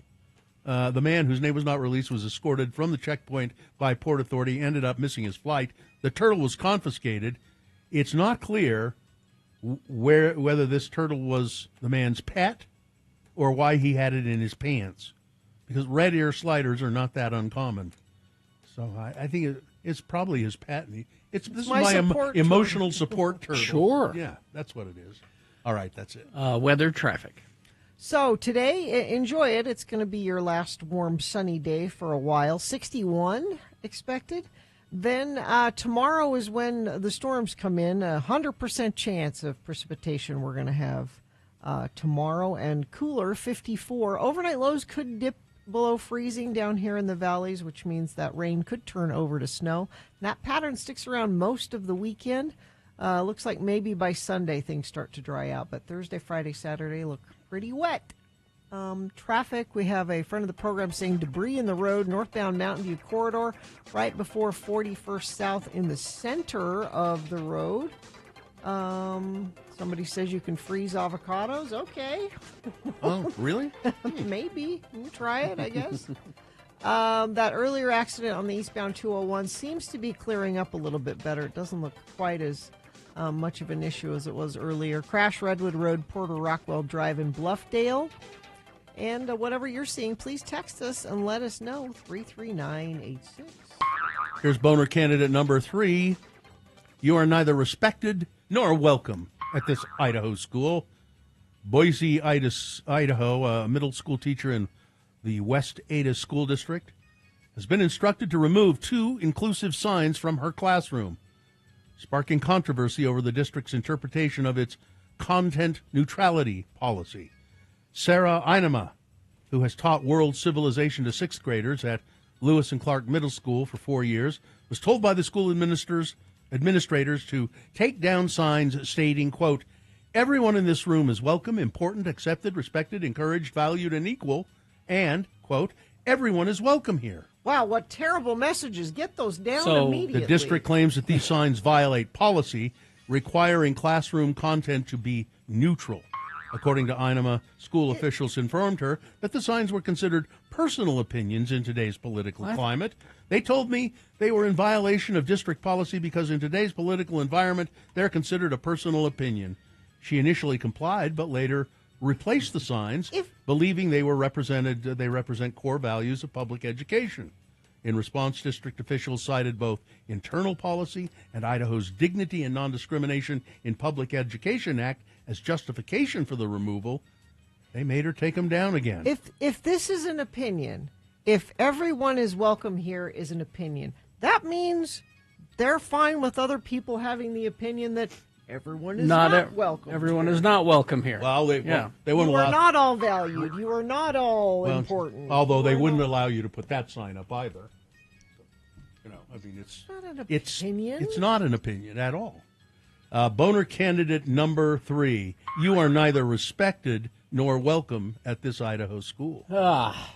Let's review the first 2 and vote. Boner candidate number 1. Vile and racist. The National Republican Congressional Committee slamming Representative Adriano Espiat, if that's how you say his name, for being an illegal immigrant. He's been a U.S. citizen for 40 years. Boner candidate number 2. No more help from the National Weather Service in times of disaster. The Trump administration has canceled training that prepares meteorologists to forecast during disasters. And Boner candidate number 3. You are neither respected nor welcome at this Idaho school. All right. Time to vote for Boner of the Day. 1, 2, or 3. Remember your candidate number, the one that you think should win. Which one is the worst? Put that single digit in the message of a text, 1, 2, or 3, and then text that to 33986. Pretty easy. Or you can call Katie in the producer's booth. She'll take your live voice vote at 877-602-9696. Or you can go online, x96.com. Look for the box that says Boner of the Day, March 12, 2025. Click and vote. If you don't see that box, refresh your browser. It'll appear. Click and vote. Okay, you got about 4 minutes.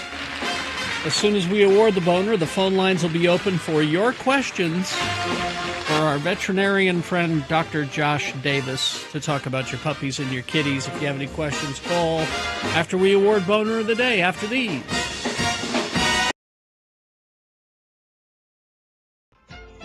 Well, it is the big time. It's time for Beat Gina. I'm Beat Gina announcer and canned meat lover, Johnny Ola. Well, the makers of Swift's Premium Ham invite you to taste Prem. You'll hear the kids, "I'll make the sandwiches, Mother," with Prem. You see, Prem sandwiches are child's play to fix, and they're filling and wholesome for your youngsters. All genuine sugar-cured pork, seasoned as only Swift's chefs know how. Prem hits the spot with growing appetites. Your dealer has Prem ready to eat in a handy tin. And hostesses, take warning. Your guests are sure to go for Prem in a big way. So be all set to meet demands for seconds. For a quick main dish, Prem with a salad of pineapple chunks and strawberries. Just chill, slice, and serve. Hot Prem is grand, too. You can broil it, fry it, bake it in the loaf. Try the new Swift's Tempter right now. It has the extra goodness you expect from Swift Prem. And now, here's Spam Lover. Yes. Armor Stars. Spam. Gary Jackson. How do you spell Prim? Prem. P-R-E-M. That may have been part of the problem. It was a competitor. I mean, it's still a competitor to Spam. Of course it is. All right, the randomizer has picked a contestant. Gina, you'll be playing against Zach. Hi, Zach. Hi, Zach. Hey. All right, Zach, we're going to toss a coin to see who goes first. It will give you an advantage in the game. Heads or tails, please? Tails never fails. All right, here we go. Actual coin toss. Up heads. Gina Barberi wins. I needed a leg up on this one because apparently I'm going to do terrible at You this are. beat, Gina. First question is for Gina. Multiple choice. If she gets it correct, she gets the point, Zach. If not, I will let you answer the same question. If you answer it correctly, you will steal the point away. We'll go back and forth till one of you gets 3 points. The subject is, because it's Edward James Olmos' birthday, Battlestar Galactica. Okay. Not the one that you know. There are no Richard Hatch questions or... I thought it would be stand and deliver. All right.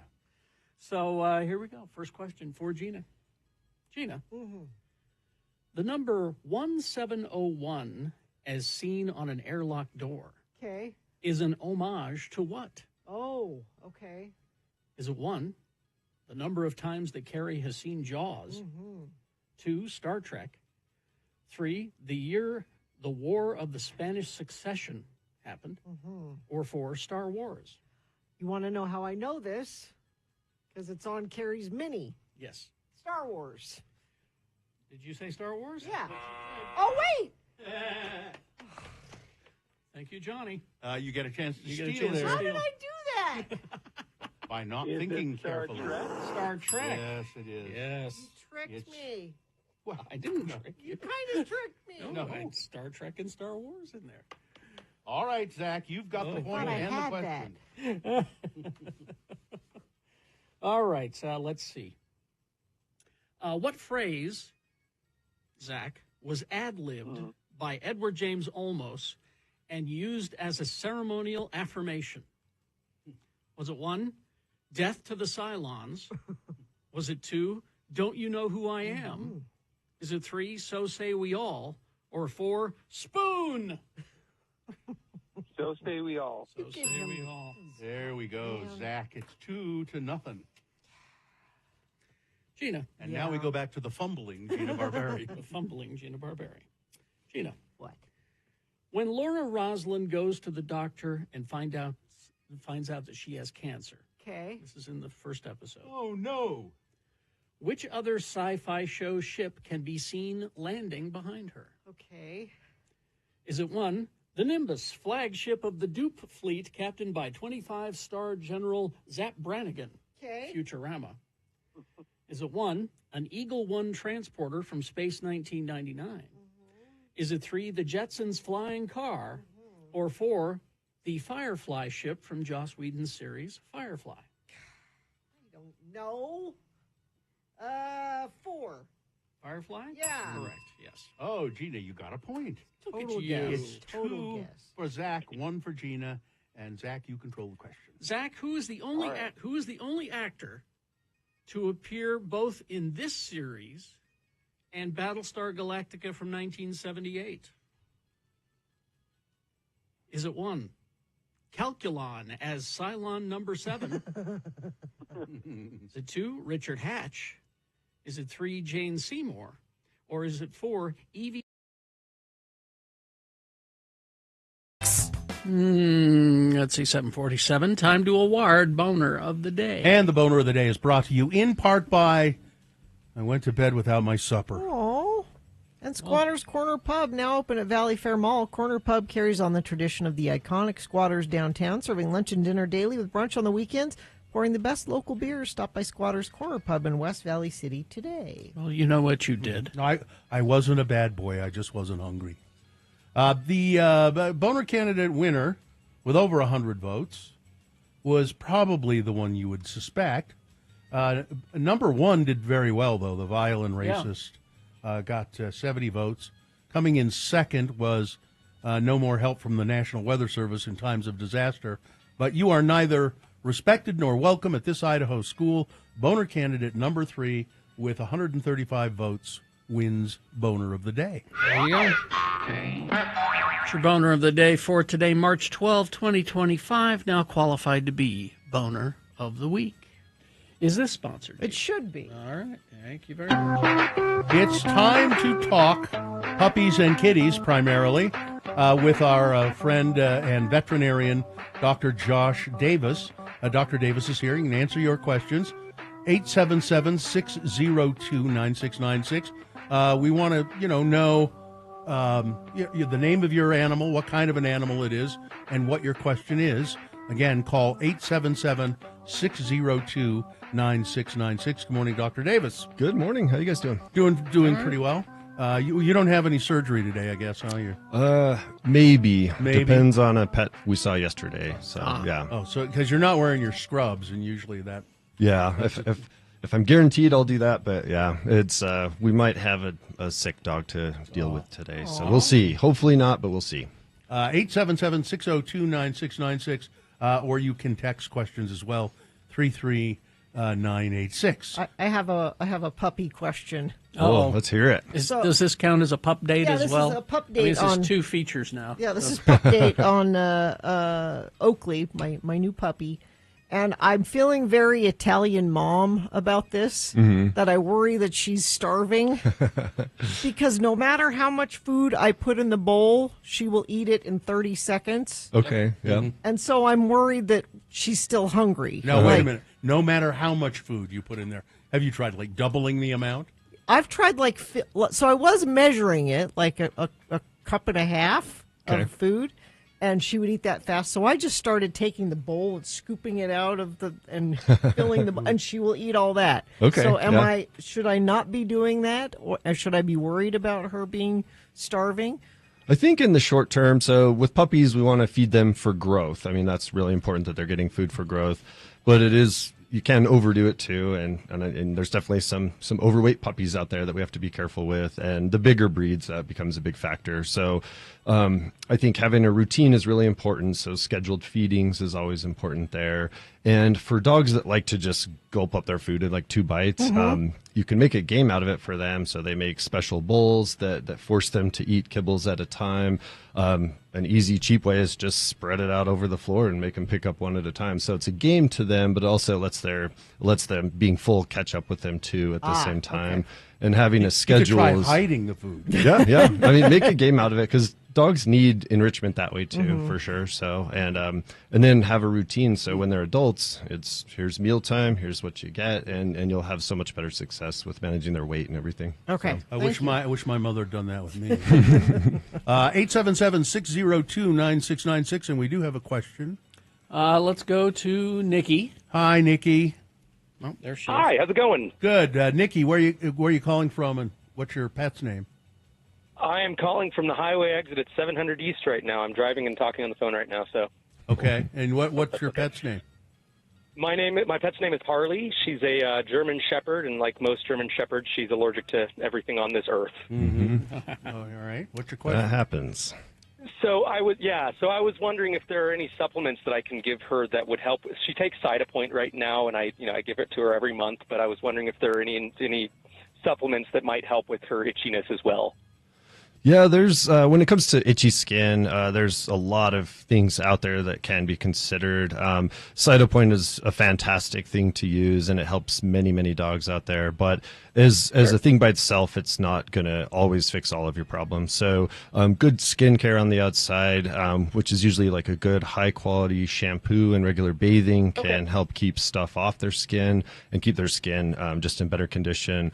And then fatty acid supplements, so fish oil types of supplements can also be shown to be beneficial. And then good quality food makes a huge difference. So, from the outside and the inside, you want to work on that from all angles. Does that help? Perfect. Yeah, it does. How frequently would you advise bathing her? It kind of depends on the level of how rough their skin gets, or how red or irritated or itchy. But once a week, once every other week, some dogs need to do that. So it just kind of depends. Does she like it? She tolerates it. Just tolerates it. All right. Good enough. Yep, good enough. All right. Yeah. Okay. Thanks for calling. Thank you very much. Hey, yeah. Thank you guys so much. See ya. Bye-bye. 877-602-9696. Why would German Shepherds be? He said, like most German Shepherds, allergic to everything in the world.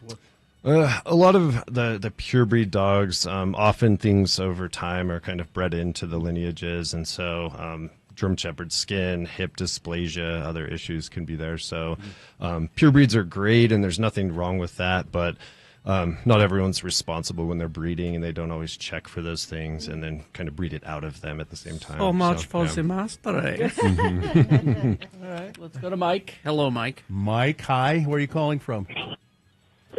I'm driving. Okay, and you West got Valley. you got a puppy, and what's the puppy's name, and what's your question? Well, this is more of a.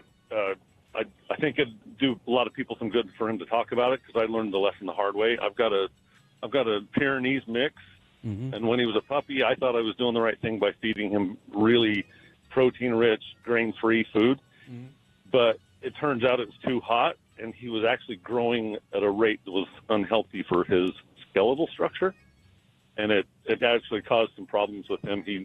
His front legs are kind of deformed as a result. I just thought it's worth letting people know that you can actually feed them too hot of food when they're a puppy. What does that mean, too hot of food? And what's this unfortunate animal's name? Max. Max. Oh, he's great. Okay. He's doing great. But Well, Do you know what that means? Be too Yeah, hot? so what we're talking about, and this is typically a problem with the large or giant breed dogs, so your Great Danes and Pyrenees, things like that, is too hot of food means either too much or too energy rich of food, and that's not may not be balanced for these large breeds because they do have a longer growth period, and if they grow too fast, they'll kind of outgrow their joints and they'll develop different conditions. So the most common one's called OCD. It's a problem with the cartilage in some of their joints, and it's often elbows and shoulders and hips and knees and things like that. And so and that can be a real problem, and there are special diets made for giant breed dogs to consider. But the amount of food, like we talked about earlier, is also a factor in that. And it can really shorten lifespans and debilitate dogs, and sometimes have to have surgery to fix those problems, and sometimes you can't fix the problems too. And so they're just in pain and arthritis and all that stuff. So very good, very good point to bring up with those giant breeds. Well, thanks for calling in with that, Mike. Thank you, Mike. Yeah. Yep. All right. Well, let's take a break. We'll be back after these messages. More questions for Dr. Josh Davis, our veterinarian. He's here to help you help your puppies and kitties. 877-602-9696. Things look much better than they did earlier. Still a little bit of slowage eastbound I-80 coming into South Salt Lake, but not as bad as we had earlier today. And you haven't texted anything in a bit, but if you see something, please share it with us, 33986. All right, KXRK Provo, we will take a break. We'll be back after these messages. More questions for Dr. Josh Davis, 877-602.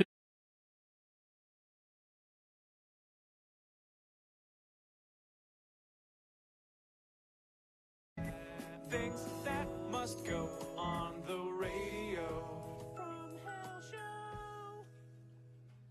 Show. These are things that you just can't stand in your life anymore. You hate them. You just say, I'm not going to have these things in my life no matter what, and I'm going to send it to Radio from Hell. Maybe if they read it on the air, these things will disappear. Just send your must goes to radiofromhell at x96.com and put must go in the subject line. I'll start. I have a couple of my own. One thing that must go is lack of collagen. Lack of collagen. Lack of collagen. The next thing that must go is me forgetting to mention how much I love Mill Creek coffee. That's terrible. Oh, I got the breakfast blend going right now. This is a Broadway blend here in my Yeti thermos, and Mill Creek coffee is the best. Let's see, this one says, what must go is Bill telling Artie to calm down. I love Artie's energy. He makes me giggle every damn time. This is from Marion. This was a written promo where I was instructed to give that line. Yeah. And I don't really think Artie needs to calm down. You don't change the script. No. Would you change Shakespeare? This one says, hi, it's Jen from NAFS. Feel free to use my name. Hi, Jen. NAFS Knives. I'm writing into things that must go because I am sick and tired of receiving numerous phone calls about my Medicaid benefits. I don't know what list I was put on accidentally. or I may have put myself on it. I don't know, but I am not a senior. I don't have Medicaid. The problem isn't necessarily that they call, it's that I get at least 3 to 5 calls a day. It all starts with a recording or an AI that says hello twice and then asks how you're doing, and no matter what you say back, it says in a semi-robotic woman's voice, "That's great. The reason for my call, I'm sending you this because it must go. They've already called me twice this morning. Once at 5:57, the other at 6:10. Why? It's early. Stop. I've waited on the line to talk to a real person and asked to be put on the not call list. But every time they continue to call, please make this stop." Jen, I think there's a thing on your phone that you can block that particular number. If you look, you will find it. And then this one says, things that must go, slow gas station pumps. I have never needed gas and not been in a hurry. And as I'm running late to work, I have never thought about how the time I want to be asked several questions before I can pump my gas. Do you have a rewards card? Do you want a rewards number? Do you want a car wash? Are you sure? Well, I just need to get my gas and get out of here. Number 2, the stupid Republican sitting next to me thinking Nikki Haley's possible affairs are somehow worse than Trump's proven assaults on women. Get a life. Wow. Number 3, there not being any more Ted Lasso seasons. Boo. Oh. And number 4, people that think I should be more upset that my abusive mother died. I am happy for you that you don't have the same experience I had, and I'm sad that you lost someone you liked, but that's not my story. Get over it. There you go. Thank you. Let's see, this from our friend Dawson, who's here with us today. Dawson. Dawson apparently lives in a neighborhood next to a Walter White type house. Oh, good. And Dawson would really like to move away from this neighborhood. So what must go is Dawson from his neighborhood. I recommend some at Vista. Let's see. You can use my first name, Troy, on the air. My thing that must go is the chat box with the chat bot that aggressively insists on helping you find more information on a website. I haven't even had a chance to look at it, let alone read the page or what I asked for. And there's bots in my face saying, "Do you need help? Do you need help?" Thank you for that. We need to bring back that Microsoft paperclip guy. Yes, Clippy. Then finally this. Good morning, lords and ladies. These are my things that must go. Gina doing laundry at God o'clock in the morning before work must. I agree. That must go. Let's see. Junk mail. Seriously, I don't want 99% of the waste paper. It just goes straight into the shredder, into the trash. The tiny thimbles of coffee creamer that make a mess every time you open them. Couldn't they at least double the size? Who only uses one tiny thimble of creamer anyway? Thanks for letting me vent and listen, Jen. All right. This one from the foot of Mount Doom. My dog Ripley. Ripley's heart doctor knows that she has an incurable heart condition. She's the one that prescribes the medication and does her follow-up appointments every year. Mm-hmm. Ripley has been taking the medication without issue for 4+ years.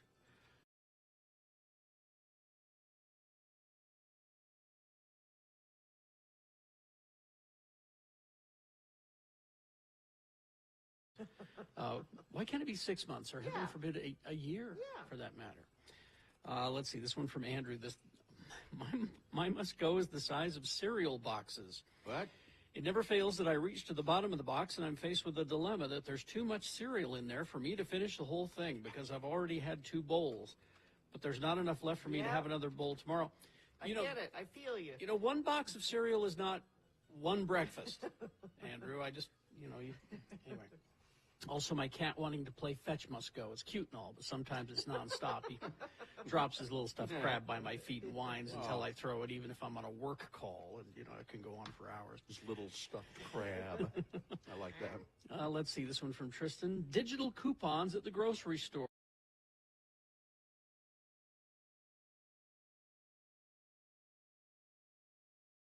Peggy in Syracuse texted in and said she has a ferret. Well, call in, Peggy. Yeah, Syracuse. Syracuse. All right.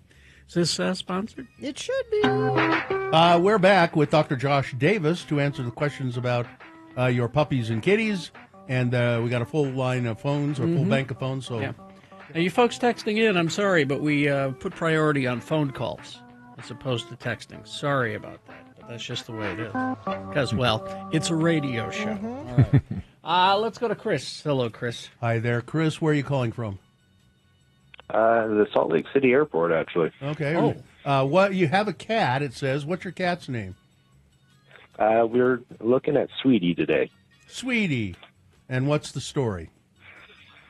So Sweetie had an issue with her paw a few months ago, and we took her in, but the doctors couldn't find anything wrong with the paw, and now she started limping again.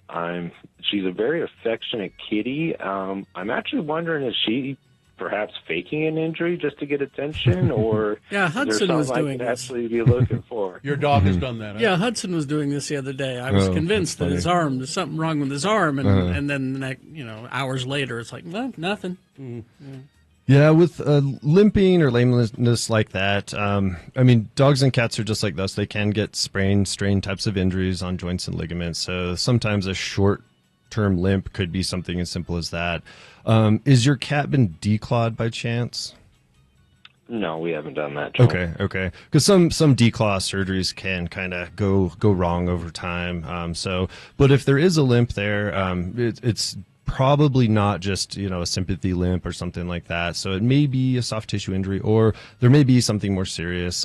Cats and even young cats at times can develop arthritis in their joints. So sometimes you have to keep that in mind. So if you didn't get x-rays at your checkup, it might be worth considering that just to check for signs of arthritis or anything like that, or any other problems. But sometimes it can be hard to pin those things down. But over time, you'll often find the reason.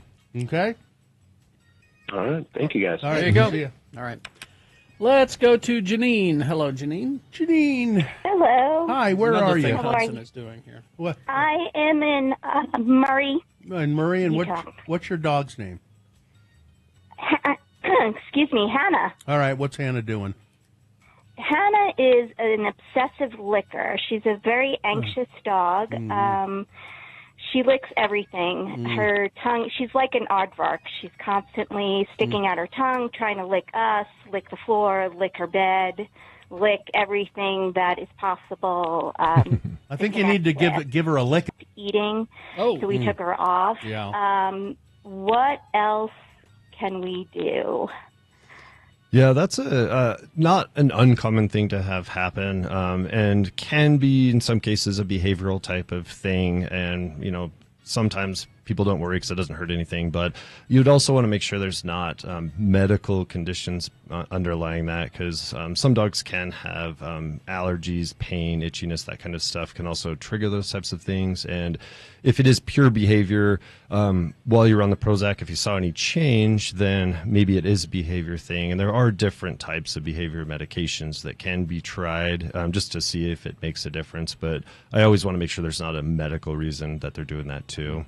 Even oral pain, like pets with oral pain or bad teeth can have issues that way too. So. Oh, yeah. I had a cat that liked to lick me, and I liked the cat a lot, but then it'd start licking my arm, and I just couldn't stand it. And Quit it. Cats will do that because they are groomers and social groomers, and you're part of their social group sometimes. So quit it. All right. Thanks, Janine. Thank you, Janine. Thank you. Let's go to Eric. Hello, Eric. Eric, where are you calling from, Eric? I'm calling from Riverton. Okay, and you have a dog named what? Scout. Okay, and what's Scout doing? So Scout is a toy poodle, will be 10 this year. And randomly the other morning, he yelped in pain and was limping and kind of guarding his left leg, and not too unlike Sweetie a couple callers ago. By the end of the day, we took him to the emergency vet because it was just so out of the blue and not sure what was going on. And at the vet, they didn't find anything either, but we kind of observed him guarding one side, and they said it could have been a luxated patella. My question is this something that we can anticipate probably happening more frequently, more often as he gets older? And at what point do you typically see the need for surgery on something like this? Okay, yeah. The when you were talking about that, the luxating patella is the first thing that came to mind for me too. Especially, obviously it has to be a back leg for that, but obviously, and we yeah, all know what that is. yeah, a patella is just a knee. It's the kneecap, and in some small breeds, Yeah. especially like the toy poodles, that's a common. It's kind of a genetic malformation of the knee joint and that. But it comes in grades. So there's a grade 1 to grade 4, with 4 being the most severe. So a lot of dogs at grade 1, they can have it pop out and cause a little bit of pain, and they'll get it back in and be fine. The problem is if it keeps happening over time, it can cause more pain and cause more trouble for that popping out of place. So at that age, hopefully you'll never need surgery, but it's best preventives are weight management, so make sure they're not overweight, and then joint supplements are never bad, and avoiding jumping up and down off things is a big one if you can pull that off too. All right. Yeah, that one's tricky because That'll we be put them tricky. on the furniture. But, Yeah. You need to build some little ramps up to your couch. Yep, the little stairs or ramps. That saves a lot of dogs, especially a lot of old dogs. Yeah. Oh, yeah. Thanks for your question. See ya. Thanks so much. Yeah. Thank you. Bye. All right, let's go to Joe. Oh, Joe. Good morning. Hi, where are you, I have Joe? a question. Yeah. I'm driving on 215 westbound. Okay. And you got a dog named what? I have a pup named Winston. He's a 6-year-old lab, Mm-hmm. and we're thinking about doing homemade food for him. But I've read online that you can miss out on important vitamins and so forth by doing your own pet food. Mm-hmm. Is that true?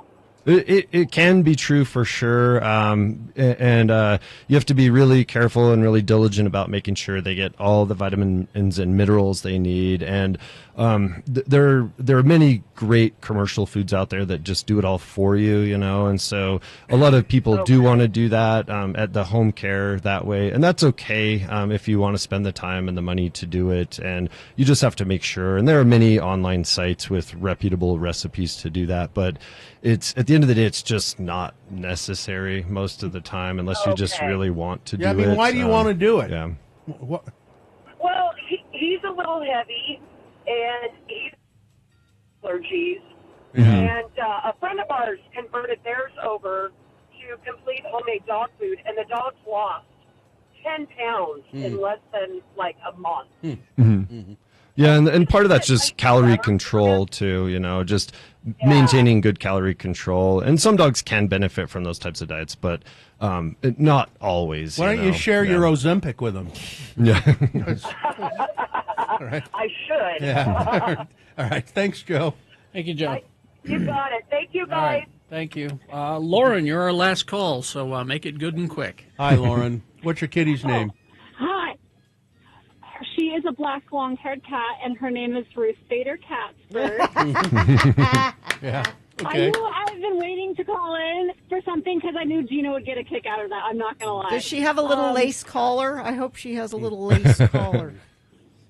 I have been scouring Etsy for years trying to find one. I haven't found the right one yet, but it is on her little list. Okay, good. Okay. What's the question? But so she is about 5 or 6 years old, and I try and keep her nails fairly. I tend to trim her nails and stuff, but I've noticed, when I do it, there's one of her front nails that she tends to have pay really close attention to, where she's like constantly biting it and ripping at it and stuff. And I'm just wondering if there's anything I can do, or if it's causing her any irritation, if I need to do anything, because I feel bad for her. Mm-hmm. No, that's a good question, and it would entirely depend on if there is an issue with the actual nail bed, or they have a sheath of skin that kind of opens up when they put their nails out, and so making sure that it's clean inside of that too, and that there's no other problems with the nail itself. Because if they focus on something, it's often because it's bothering them in some way, shape, or form. So it might be worth getting it checked out just to make sure there's not a problem there, because they can get tumors, they can have injuries to the nail beds, they can have all sorts of things going on. All right. Okay. All right. Perfect. Thank you so much. All right. Thanks. Yep. See you later. Thank you very much. Well, there we go. That's Dr. Josh Davis. He'll be back in a couple of weeks. Have a nice day. I hope you don't have to do the surgery. I hope not to. Yeah, it'll mean we're in trouble. So, all right. Have a good one, guys. Thank you, sir. All right. traffic, Gina, please. Things are looking good. Those earlier issues seem to be mostly cleared up, and no new ones have been reported. Now, if you need to report something, we appreciate it when you let us know what you're seeing on the roads, but only do it if it's safe for you to text 33986. All right. Beat Gina coming up after these messages and a song. After the song, we'll play Beat Gina. It's multiple choice, pop culture trivia. Today's subject, The Dark Knight. Ooh. The movie. Oh. Batman?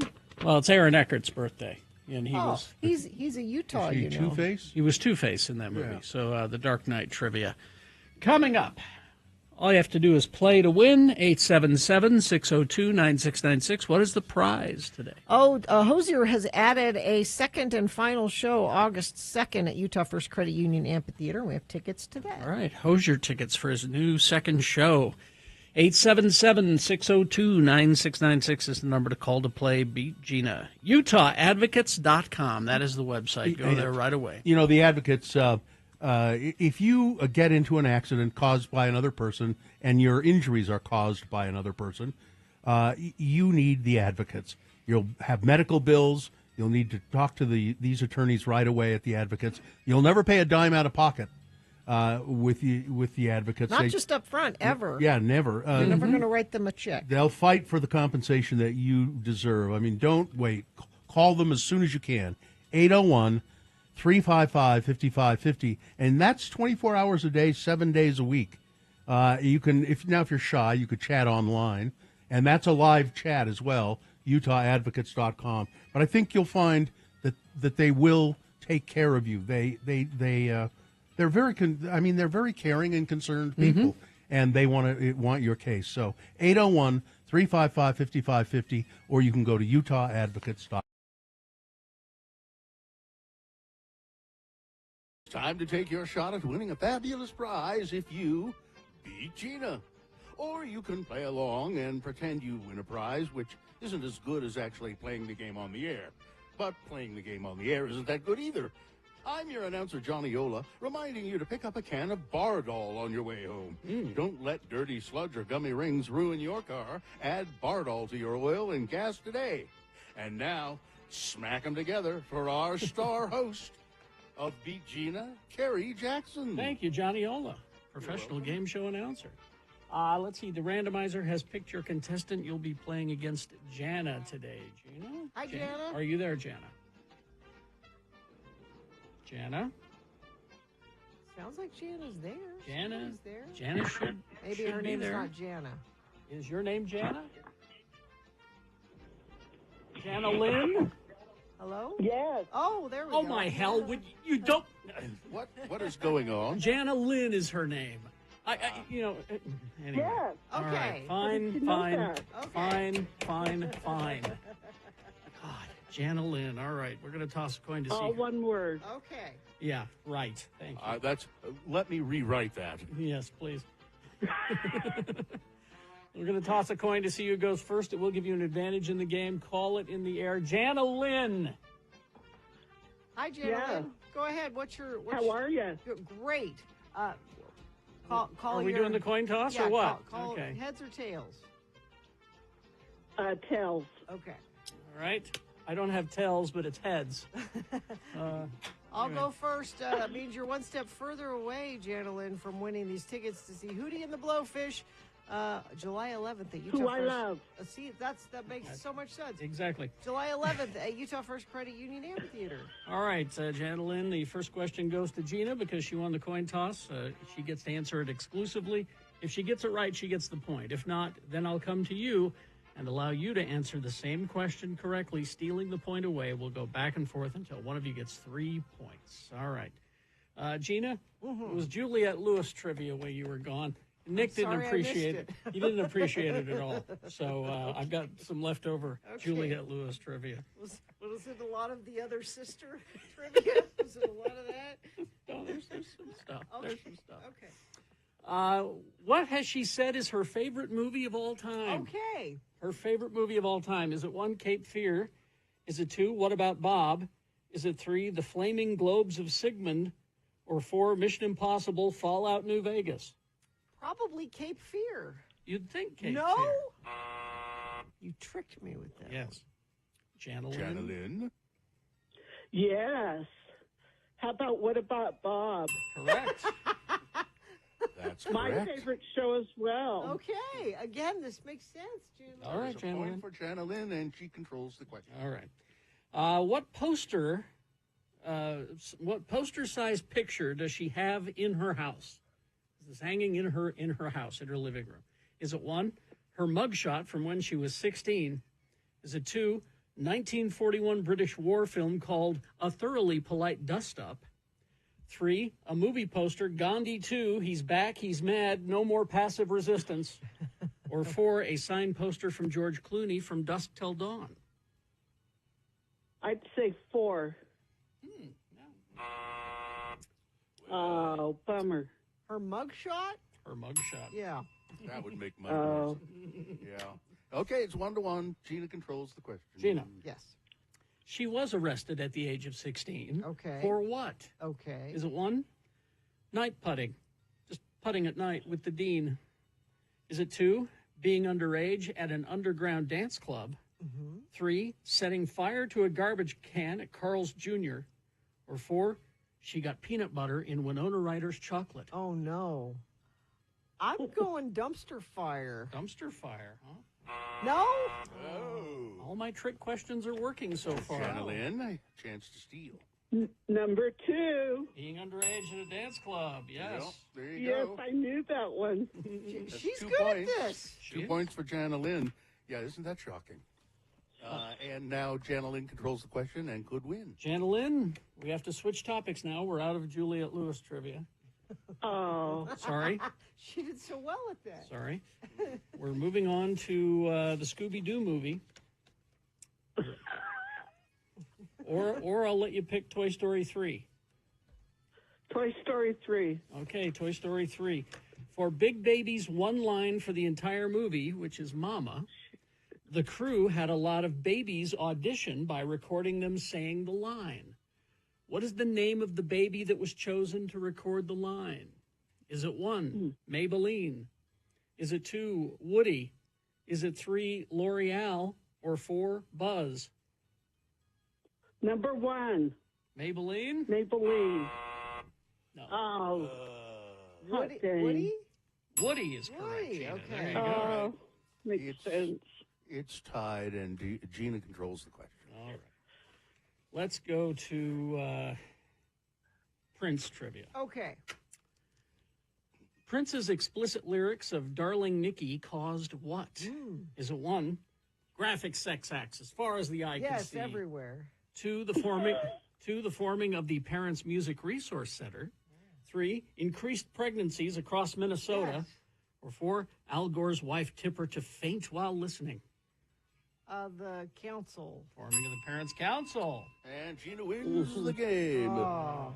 I'm so sorry, Janelyn. Sorry, I'm so Janelyn. sorry. Oh, you know what, Janelyn, she was playing so well. I feel like we should reward her. You fought hard. Janelyn, even though I beat you, I'm going to give you these tickets anyway to see Hootie and the Blowfish, July 11th at Utah First Credit Union Amphitheater. Hang on the line, Janelyn. Listen, I've got to go. I'm going over to Janelyn's, and we're going to do some blow. Oh.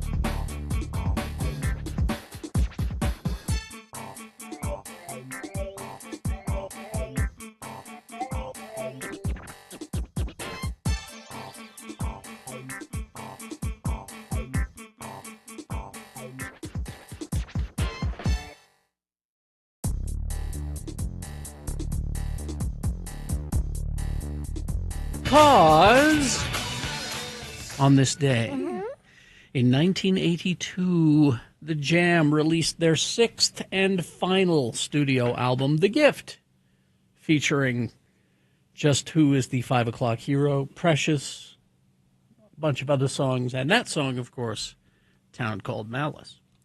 All right, it is time for Beat Gina, brought to you by... Catch Hosier at the Utah First Credit Union Amphitheater Friday, August 1st, and now a second and final show, August 2nd. Get tickets and more information at x96.com. It's time for Beat Gina. I'm Barnyard Impressionist and Beat Gina announcer Johnny O. Cluck, cluck, cluck. Nabisco introduces Pick Chicks, new barbecued flavored partner to our famous chicken in a biscuit. And they are really something to cluck about. I like those. Pick Chicks are crisp, crunchy, and have a barbecued chicken flavor in a bite-sized snack. Great when friends drop in. Great with any cold beverage. Great right out of the box. Great, great, great. Cluck, cluck, cluck. Nabisco has something for every chicken lover. Savory Pick Chicks and tangy chicken in a biscuit crackers. And now, here he is, a man who started out on the farm and clawed his way to the dizzying heights of radio stardom. The dizzying height. Kerry Jackson. Thank you, Johnny Ola. You're welcome, Kerry Jackson. Professional game show announcer. The randomizer has picked a contestant. Gina, you'll be playing against Abigail today. Hi, Abigail. Abigail, are you there? Hi, yeah, can you hear me? Yes, we can. Hi, good morning. There. All right, let's toss a coin to see who goes first. It will give you the advantage in the game if you call it correctly, heads or tails, Abigail. I'll call heads today. All right, let's see what happens.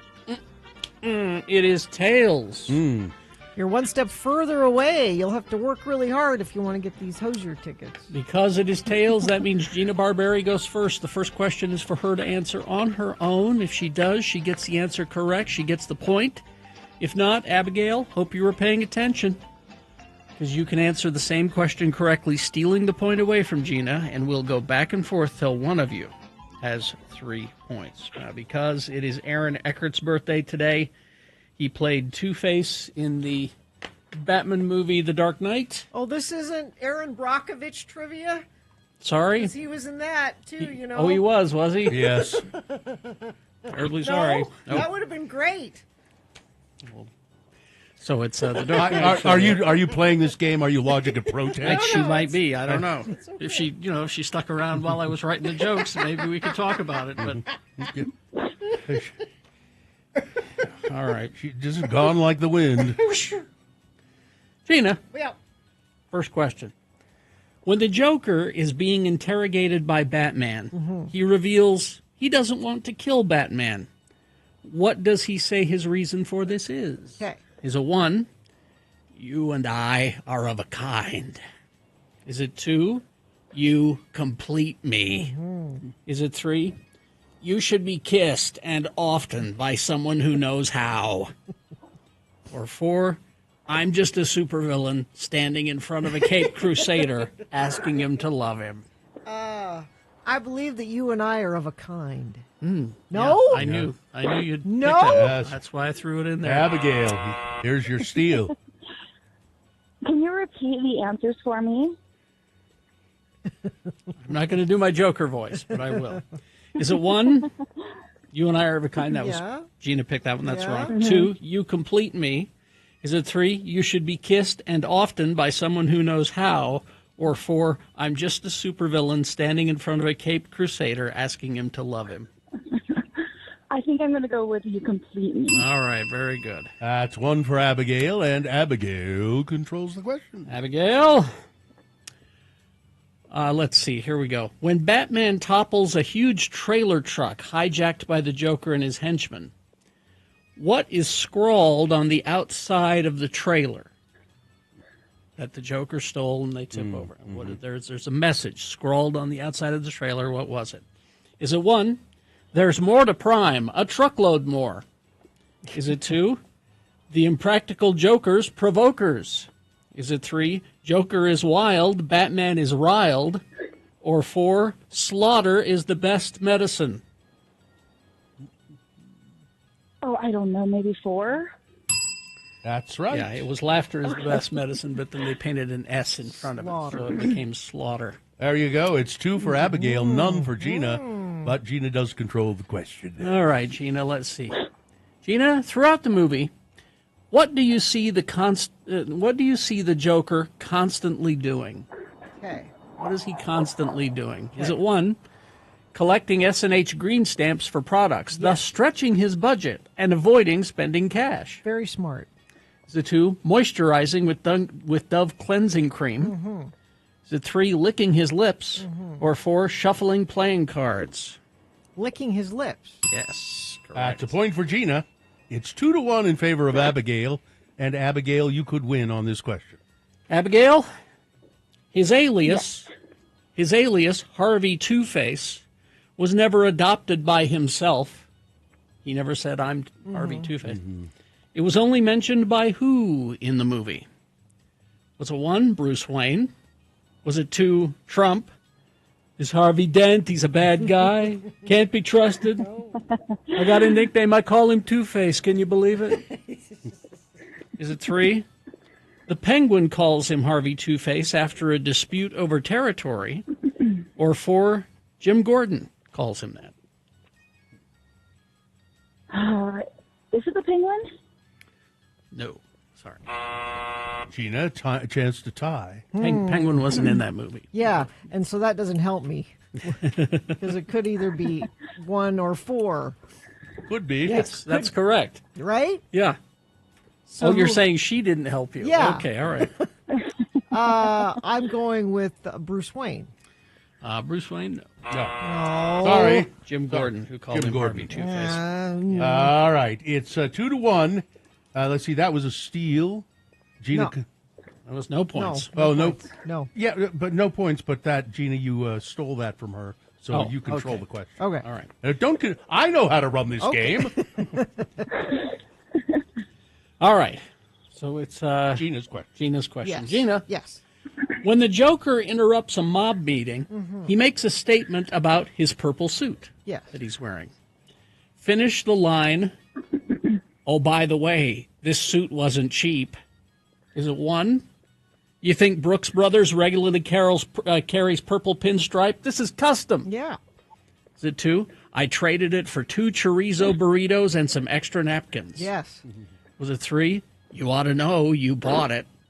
Was it 4? I stole this from Sal Maroni after the Batman dropped him off that building. 4. No. No. Jeez. No. Okay. All right, Abigail, get with it here. You win if you get this. Can you repeat the answers? Those are wrong answers. The importance of paying attention, Abigail. Is it 1? You think Brooks Brothers regularly carries purple pinstripe? This is custom. Was it 2? I traded it for 2 chorizo burritos and some extra napkins. Or 3? You ought to know you bought it. All right, I think I'm going to go with 1. Sorry. Sorry. That's incorrect. Wow, what's the correct answer? Correct answer is you ought to know you bought it. Yeah. Okay. It's 2-1. Back to Gina. I'm sorry. All right, Gina. Yes. It's not about money. It's about sending a message. Okay. What is the Joker's message? Okay. Is it 1? Everything's better with Blue Bonnet on it. That is true. Is it 2?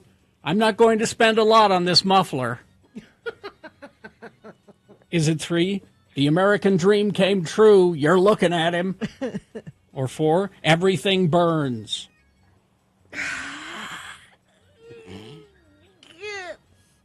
Uh-oh. Carrie won't make eye contact with me to help me out on I this. think she's got We're going to be here all day. Did you have an accident over there? Are you all right?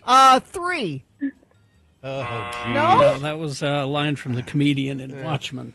All right, Abigail, come on. I'm going to say 4, everything burns. Everything burns. Thank Abigail goodness. wins. Wow, this was painful. Oh, boy. If it had been Aaron Brockovich trivia, I would have finished Well, this if 10 you would minutes ago. have stuck around and helped me with it, maybe. Congratulations, Abigail. You have won the game, which means thank you. She's won what? Hosier tickets. Hosier tickets. Ah, there we go. Thanks for saying thanks. Now hang on the line, and Katie will help you out. All right. I gotta go. I gotta work my way through a box of chicken and a biscuit. Ooh, I'm jealous. All right. Big boy news now, brought to you by... On March 18th, experience Clark After Dark at Clark Planetarium. Chill to cool music, sip handcrafted mocktails, and catch an exclusive sneak peek of the IMAX 3D movie Blue Angels. 18 and older only. Get tickets at theclarkplanetarium.org. Claims against Nicolas Cage have been dismissed from last month's lawsuit that his ex, Christina Fulton, brought against Cage and their son, Weston Coppola Cage. Fulton's attorney filed a request for Cage's dismissal on March 7th, which was granted with prejudice, meaning Fulton cannot bring the claims against Cage again in this case, according to court documents obtained by Entertainment Weekly. Fulton's civil complaint initially accused Nicolas Cage of negligence, negligent supervision, and negligent undertaking following an alleged attack that Weston made on his mother last year.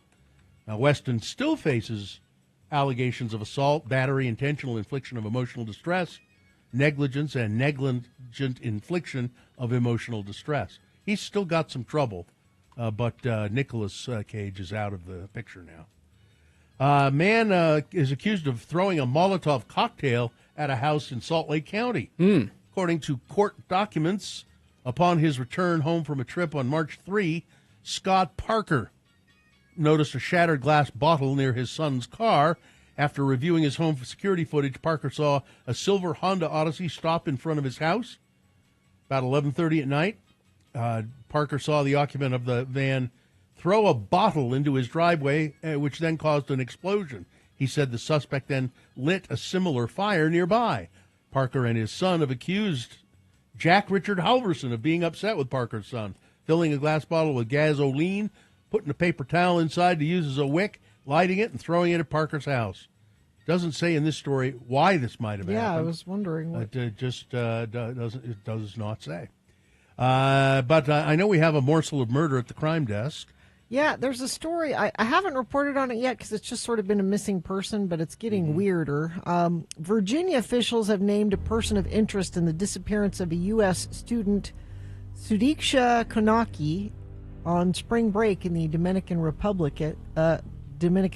20 years old, disappeared from a 5-star resort in Punta Cana on Thursday while on spring break from the University of Pittsburgh. Is this a man or a woman? It's a woman. While the pre-med student's body has not been found, the sheriff's office has identified 24-year-old Joshua Reeby as a person of interest. The Iowa resident was the last person believed to see her alive. Now, there's video from the resort, and they're walking kind of, arm in arm toward the beach. He said that at 4:30 in the morning, and that's not getting up early for a swim. That's being up all all night. He says that they went swimming, and then he sort of lost track of her, and he went back to the beach and fell asleep on the shore, and doesn't know what happened. All right. All right. A lawyer who had full security clearance for nearly 30 years and a long history of representing whistleblowers of every political stripe, including the one who in 2019 revealed that Trump had called Ukrainian President Volodymyr Zelensky for political dirt on Joe Biden, was among the people who had their security clearances revoked on Monday. The Trump administration has been pushing to revoke security clearances for a number of officials who worked under Biden. The Director of National Intelligence, Tulsi Gabbard, who has faced accusations that she herself is a Russian asset, posted on Monday to announce that Mark Zaid's security clearance had been revoked. She said she had also revoked security clearances at Trump's direction from former National Security Advisor Jake Sullivan, former U.S. Deputy Attorney General Lisa Monaco, former Secretary of State Anthony Blinken, as well as people who had once prosecuted Trump for various civil and criminal offenses, including New York Attorney General Letitia James and Manhattan District Attorney Alvin Bragg.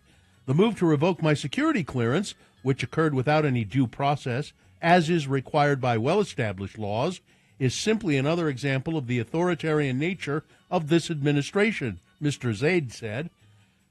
Trump is clearly following Shakespeare's lead in Henry VI in being afraid of the lawyers who would hold him accountable. Yep. Unfortunately for him, all this does is embolden me to fight back more. Zaid co-founded Whistleblower Aid, a nonprofit group that helps whistleblowers gain legal representation. The director of the group, Libby Liu, said in a statement that they believe the administration yanked Mr. Zaid's clearance because the president has animus toward Zaid. Zaid represented a national security whistleblower who revealed the president attempted to blackmail Ukraine, Liu said. He took that case without fear or favor, just like he has taken on many other cases since the Clinton administration. He has done nothing to betray the trust that comes with security clearance he has held for decades. Revoking it is the very definition of weaponizing the power of the government against its citizens, Liu said. Mr. Zaid did not need to access any classified materials while representing the whistleblower in 2019. And in 2020, the Trump administration actually increased his level of clearance to allow him access to top secret and sensitive compartmented information. He's now without security clearance, and that's going to he's going to be a thorn in Trump's side for a while. In his latest musings on the 25% electrical surcharge levied on consumers of Canadian electricity in Michigan, Minnesota, and New York, Trump struggled to comprehend why having one large interconnected electrical grid is better than the alternative. I mean, why would our country allow another country to supply us with electricity, even for a small area? Who made these decisions and why? He asked in a post. Trump then blamed Canada for harming the life of innocent people with the tax, neglecting to acknowledge the tariff was only imposed in response to his own 25% across-the-board tariff on Canadian products. Can you imagine Canada stooping so low as to use electricity so that it affects the life of innocent people as a bargaining chip and a threat? That's what you're doing. And you created the plan earlier that you said who would sign that. That was yours. All right. Sports weather traffic. A new collection of Major League Baseball hats are under review after a version for the Texas Rangers unintentionally evoked a Spanish vulgarity. Tatas. Titas. So these new hats, and they all are a little weird. They're stupid. So it says Texas on it. Mm-hmm. Okay. But then there's a big letter T in the middle of Texas. It's in front of the X. It covers the X. Yes. So it says Titas, which is, Spanish slang breasts. for boobies. Yeah. But if you look at all of them, there's another one, and I'll just let you imagine it. It's the Angels hat with a big A in the middle. That one also is not good. Whoever designed these is probably losing their job, I would think. Do you think it was intentional? No. It was just stupidity. Yeah, there's one for every team, and some of them it does, it doesn't matter. But the others, it's problematic. Mm-hmm. Yeah. Utes are done in the Big 12 tournament. They lost to UCF Knights 87-72. The Jazz aren't done yet. They're going to continue to tank today in Memphis. That game's at 6 o'clock. And the Utah Hockey Club is home tonight to the Anaheim Ducks. Puck drops on that at 8 o'clock. Weather. Today is our last kind of sunny, warm day for a while. 62. A beautiful day today. Tomorrow is when things start to change. 100% chance of storms coming through. Likely rain in the valley because we'll still have a high of 54 tomorrow. But overnight lows could dip below freezing, which means that could change over to snow. Definitely see significant snow in the mountains are expecting over the weekend. That pattern sticks around till Saturday. Traffic, let's see. Yeah, things are looking really good. I don't have any accidents. Just this one, actually. Southbound I-15, milepost 282. That's the off-ramp in Lehigh. And let me check our message stream, see if anybody sent anything there. Nope, can't see it. But if you see something, please Text us and let us know, 33986. Why spend stupid ticket prices for concerts when you can experience great live music for less? That's Salt Lake's coolest, most intimate venues. Don't miss Blood on the Tracks, a Bob Dylan tribute show, Saturday, March 29th at the State Room. Get tickets at thestateroompresents.com. All right, we're going to take a break. We'll be back after these messages with your list of things that must go. Stand by. Listen to Radio from Hell.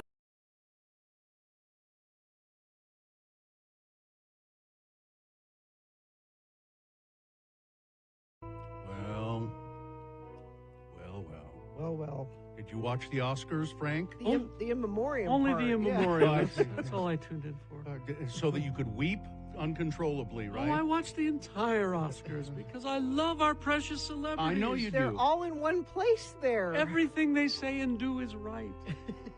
And even, did you like any of the movies? Have you seen any of them? I haven't had a chance to, no. Well, I'm I'm told that I would like the one that won Best Picture. Yeah. Yes, I think you would. Everything Everywhere All at Once. I think you would like it a lot. Frank Christ is here in the studio. For those of you who don't know, he's a grim reaper. Well, he's a weeping reaper, essentially. His job is to take the souls of precious celebrities, and it's ironic because he loves the precious celebrities. Oh, it's the curse. It makes you just so sad It does. that they've died, and you have to go. But I assume that you're very nice to them. I would assume. I do what I can. As nice as a skeleton with a cowl and a scythe can be. I try to make it easy for them. Oh, that's nice. I've started offering them small bottles of water now. Oh, that's very good. ride. Kind of For the like an ride. Uber driver. Exactly. Yeah, that's very nice. Well, Frank is here. We play a game every weekday. It's called Frank Chris Presents. They're fine. They're just fine. I have four celebrities here. Three of them are, as Frank said, fine. I've never met them. just fine. But one of them, Frank has met and carted off to wherever dead celebrities go. The underworld, I think, somewhere like that. And we have a contestant to play the game to decide which one is no longer with us. Who do we have? Adrian is here. Adrian, how are you? I'm good. Oh, wait, I'm fine. I'm just fine. Well, thank you, Adrian. That's very good, Adrian. Very good. I'm glad you're fine. You're just fine. Adrian, I've got four celebrities here, and one of them is no longer with us. You'll have to decide who it is. Gina, what would Adrian win? Tickets to see the Lumineers at USANA Amphitheater on September 3rd with special guest James Bay. Nice. I thought you were going to say something else. Special guest James Bay.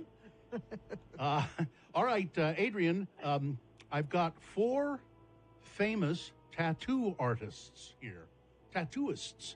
One of them is dead, and you have to figure out which one, okay? Number one is Ed Hardy, very famous tattooist, known strong influence on the development of modern tattoo styles, and his apparel and accessories brand is very well known throughout the world, too. Hardy formed a relationship with one of the pioneers of modern tattoo culture, a tattooist named Sailor Jerry, who had a major impact on Hardy's work. And they, Ed Hardy sort of copied his work and then developed his own style. And he's licensed a lot of clothing based on Ed Hardy tattoo artwork. Number one, Ed Hardy. Number two, a woman, Mary Jane Hackey, I think her name is, American tattoo artist and authority on medical tattooing and permanent makeup tattooing, cosmetic tattooing. Hackey grew up here in Salt Lake City.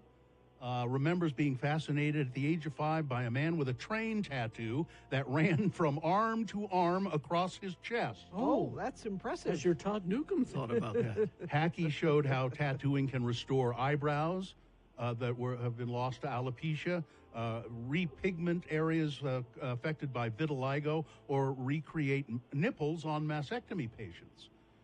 She has become quite famous in the medical tattooing community. Number two, Mary Jane Hackey. Number three, Sailor Jerry himself.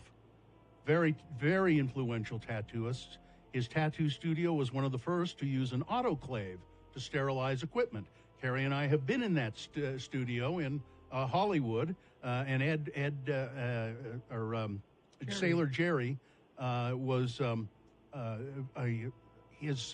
the Sailor Jerry rum. I'm sorry, I'm tongue-tied here. Sailor Jerry rum, that picture on the label is one of his fine tattoos. And number four on the list, Paul Timman, a number of celebrity clients, including Well, he's done tattoos on Angelina Jolie, Ben Affleck, Busta Rhymes, Pamela Anderson, Mark Wahlberg, and he did a magic mushroom on Billy Bob Thornton, number 4, Paul Tinman. So of those 4, who is no longer with us?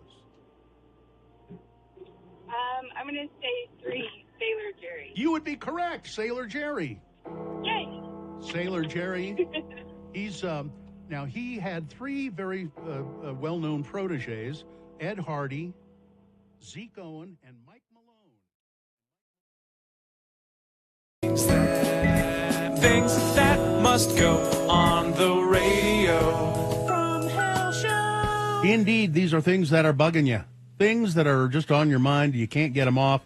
It just drives you crazy. You say, I got to get these things away from me. Maybe if I send them to Radio from Hell, I'll feel better about it. And sometimes we understand if we read yours on the air, these things do magically disappear from your life. Send yours to Things That Must Go. Radio from Hell, Things That Must Go. Let me start that again. No, yeah. It's Radio from Hell at x96.com. You put must go in the subject line, and that's how you get it to us. You want to go first, Kerry? Oh, okay. First one from the foot of Mount Doom. The freeway electric sign usually tells you about traffic. Sure.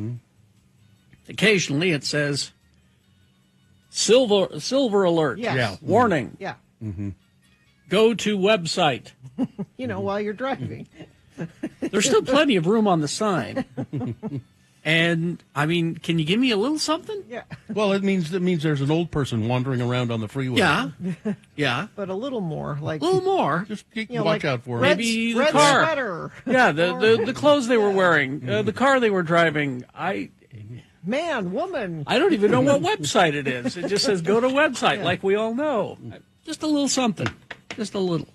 All right. Let's see. You can use my name, Scott. Don't hold it against me, Kaysville.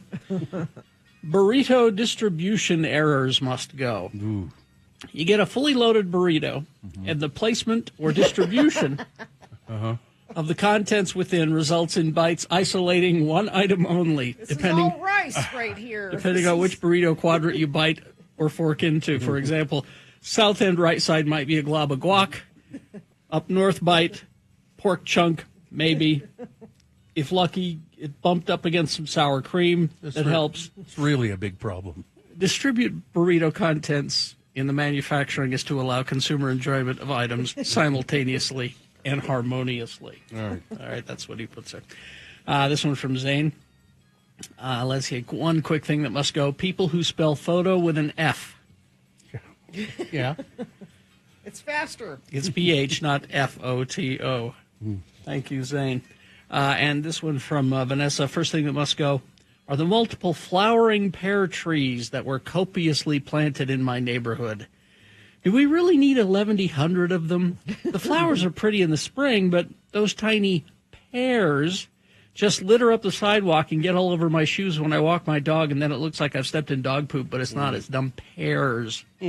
Another thing that must go is creatine doesn't dissolve in water, so taking it from my menopausal brain every day is a labor in grittiness. It's like drinking sand beach water. Yeah. Blech. Thank you for attention to these matters. Your humble servant, Vanessa. Is that it? That's it. I'll go next.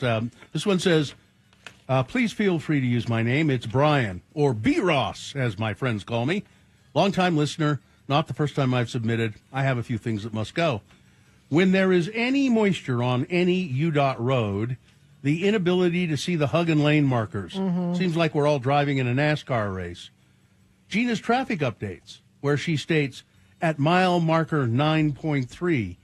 What city is this, Gina? What county is it?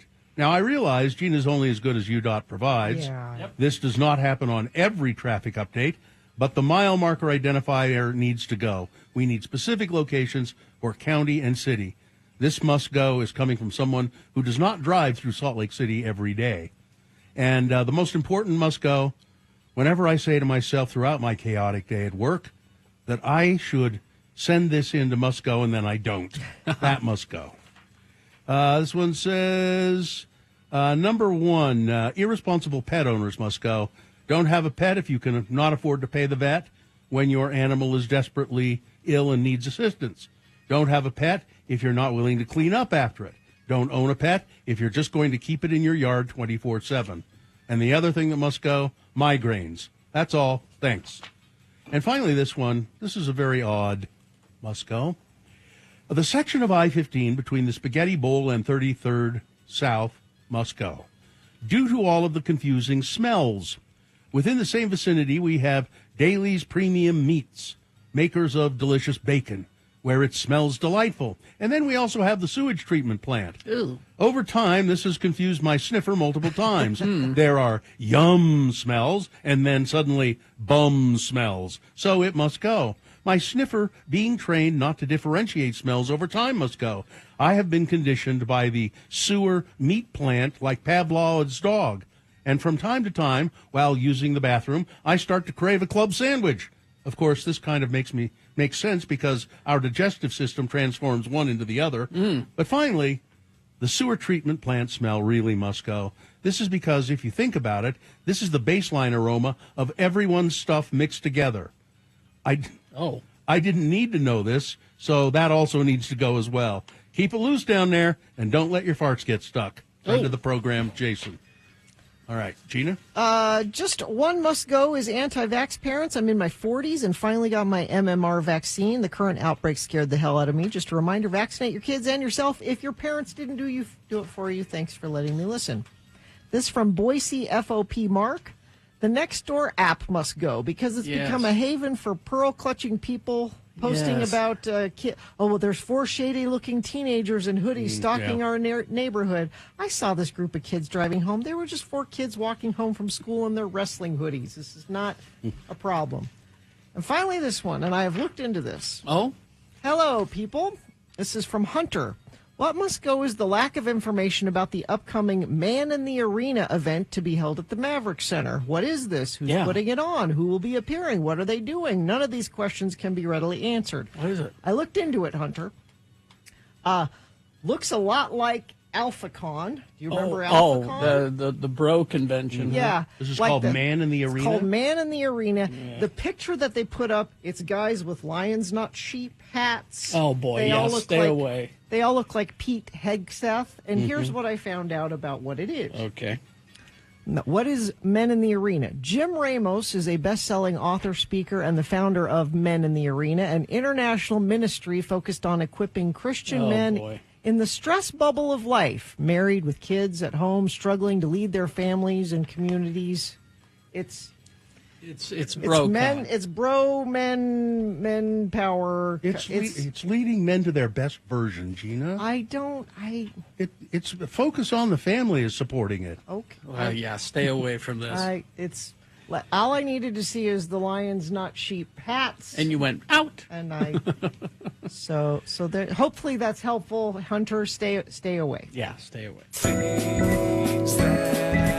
Things that must go on the radio. Yeah, the seminars are awful. Abortion's hidden impact on men. Dealing with your wife's sexual history. These are all the seminars at Men in the Arena. This is really terrible. Don't go. Traffic? Oh, you can go now if you're driving to work or something. Everything's moving well. No accidents to tell you about, no slowdowns really. Whatever you're seeing, though, you can always share it with us. 33986 is where you do that. Astor Games for board games, Magic the Gathering, Pokemon, miniatures, dice, paints, and more. Astor Games, 6831 South State, or AstorGames.com. All right, KXRK Provo. We're going to take a break, play a song for you. After that song, it's the Boner Recap Game. Easy to play, easy to win. All you have to do is tell us who won the boner this morning. If you were listening, you know. If you weren't listening, I wouldn't guess today. Yeah, probably not. Yeah, I would cheat. Go to x96.com, look for the box that says Boner of the Day, March 12, 2025. Click on there, and it'll say winner next to the winner. What is the prize? Tickets to see Counting Crows August 21st at Utah First Credit Union Amphitheater. Get those Counting Crows tickets. All you got to do is play the Boner Recap Game. 877-602-9696 is the number to call. Line up the sooner the better. win the Counting Crows tickets. Zero res. And this warm weather makes you think of spring cleaning.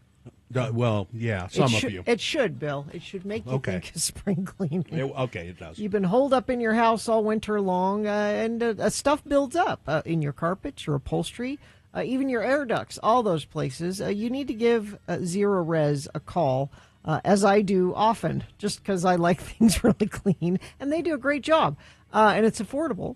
And so affordable, they have a special going on right now. 3 rooms clean for only $119, plus a hallway free when you mention X96. Now, what are you getting with Zero Res? Their patented carpet cleaning technology. They don't use detergents or harsh chemicals. That helps them stay cleaner longer, and it's safe for your kids and your pets. And unlike traditional cleaners, Zero Res leaves your carpets dry in hours, not days. And if for any reason you don't love it, I don't know why you won't love it, but if for any reason, they'll come back within 30 days and fix that spot for you that you need fixing. Give them a call, 866-0RES, or go to ZeroRes.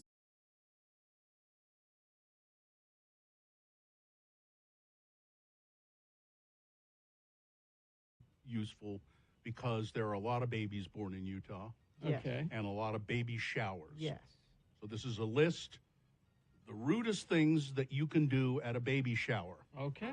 Let's see how I It's did. Radio from Hell with another list. I went to one a couple of weeks Love ago. A good list. X96. Now, See if I did any of these. the way this is put, this could be a guide if you want to be rude at a baby shower. As a matter of fact, here's Katie, things to do. yeah, Katie put down on our list, rude things to do at a baby shower. Well, these are things you should avoid doing, apparently.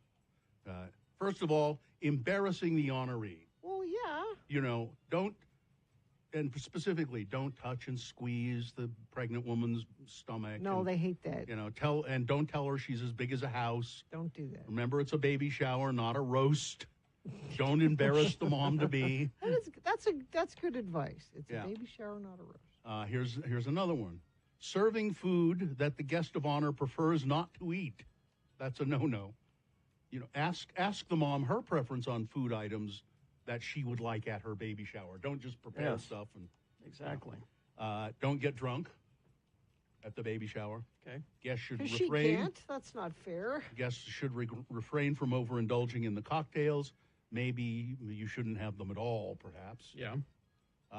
Sharing childbirth nightmare stories. Oh, yeah. Don't do that. You're going to scare her. Avoid. Now, again, if you're writing these down, these are things you could do if you want to ruin a baby shower. Let me tell you about the episiotomy. Oh, that's fun. Commenting on other guests' fertility. like you ask other guests, well, when are you going to have a baby? Yeah, don't ever ask somebody No. that. Ever. When are you going to conceive? Why haven't you had a baby yet? You have no idea what people go through in their private life as far as that's. Don't press the pregnant woman or her husband to reveal the sex of the baby. No, if they don't bring it up, you don't bring it up. That's good. That's good advice. Yeah. If the baby shower is before birth and the couple has not done a reveal of any kind, don't pressure the couple to disclose the gender. How do I know what present to get if I don't know what? Get them a bottle of booze. I don't know. Don't go off registry. If they have a register, Those are the things they gifts, need and want. Don't go off register. You know, they could use a plant. Wouldn't they like a nice house plant? Yeah, no, don't go off the registry. And don't bring along an uninvited guest. Well, that's good advice to any get together. Who would do that? Well, I think these are all good advice for almost any get together, but no surprise family members, no surprise guests. If the invitation does not have anyone else's name on it, you're the only one they're expecting. If you RSVP'd for one, show up by yourself. Don't show up late and don't overstay your welcome. Again, this is good advice for any get-together. get-together So far. Yeah. Respect the start time, and you will know when it's over, and when it's over, leave. Don't hang around. Again, these are good for everything. Don't throw a surprise baby shower. No. Don't throw a baby shower before, without consulting the expectant parents. So, can I stop you there for a second? Yeah. So when my mom was pregnant with me, Mm-hmm. the neighbors came to my dad and said, we want to throw Mary Claire a surprise baby shower. Mm-hmm. So get her out of the house and we'll throw a surprise baby shower. My dad forgot. And these women were waiting and waiting and waiting. That's cool. To surprise my mom. Like, they were like an hour late when he finally went, oh no, I forgot. Someone's doing a surprise baby shower. Oh, you're supposed to have a surprise. Let's get home. I like that. Here's someone adding to this via text. We just had our baby shower last Saturday. Here's one for you. If the party says 2 to 5 p.m. and you show up at 6:30 and we kick you out, don't say, hey, we just got here. Also, the last one on this list is failing to honor social media requests. Sometimes Sometimes people don't want photos from their private events shared on social media. Exactly. So if they say that they don't want it, then respect that. Exactly. If the parents request no social media post or a wait of up to 24 hours after the shower, please honor their request. Yes. That's the same thing like at a wedding. A lot of times they'll say, please don't post pictures of our wedding, because they want to post their official picture. And also, don't post unflattering pictures. Like if you think it would be funny. Oh, it was really funny. She was bending over and I took a picture. Look, let's put that on. No, don't do that sort of thing. So those are all the how to, etiquette at a baby shower. Now, if you want to ruin a baby shower, it's also that you can do all of those things and you can really ruin it. Do every one of them if you want to ruin it. Sharing childbirth nightmares. I just can't believe it. And it would surprise me if most baby showers serve alcohol. I mean, that would surprise you? If they, There wasn't the one I went to. Yeah. There was alcohol? Yeah. If it's a group of people that drink normally, then they will have alcohol at a baby shower. I would think you wouldn't want to do it because, as you said, it's not the fair to expectant the mother is left out of that. Well, gee, I'd like to have a glass of wine. Then, you're having a baby. Yeah. You can't. So I think it would be better to not have that around. You chose to have the baby, not us. It's my house. If you want Carrie to come to a baby shower, he's got to get drunk. And it wasn't her house. No.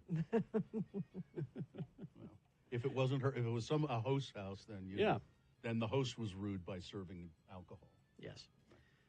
So there you go. Okay. That's the list. Again, these are all just. I also have a list of the 5 most common STDs and what you should know about them. Ooh.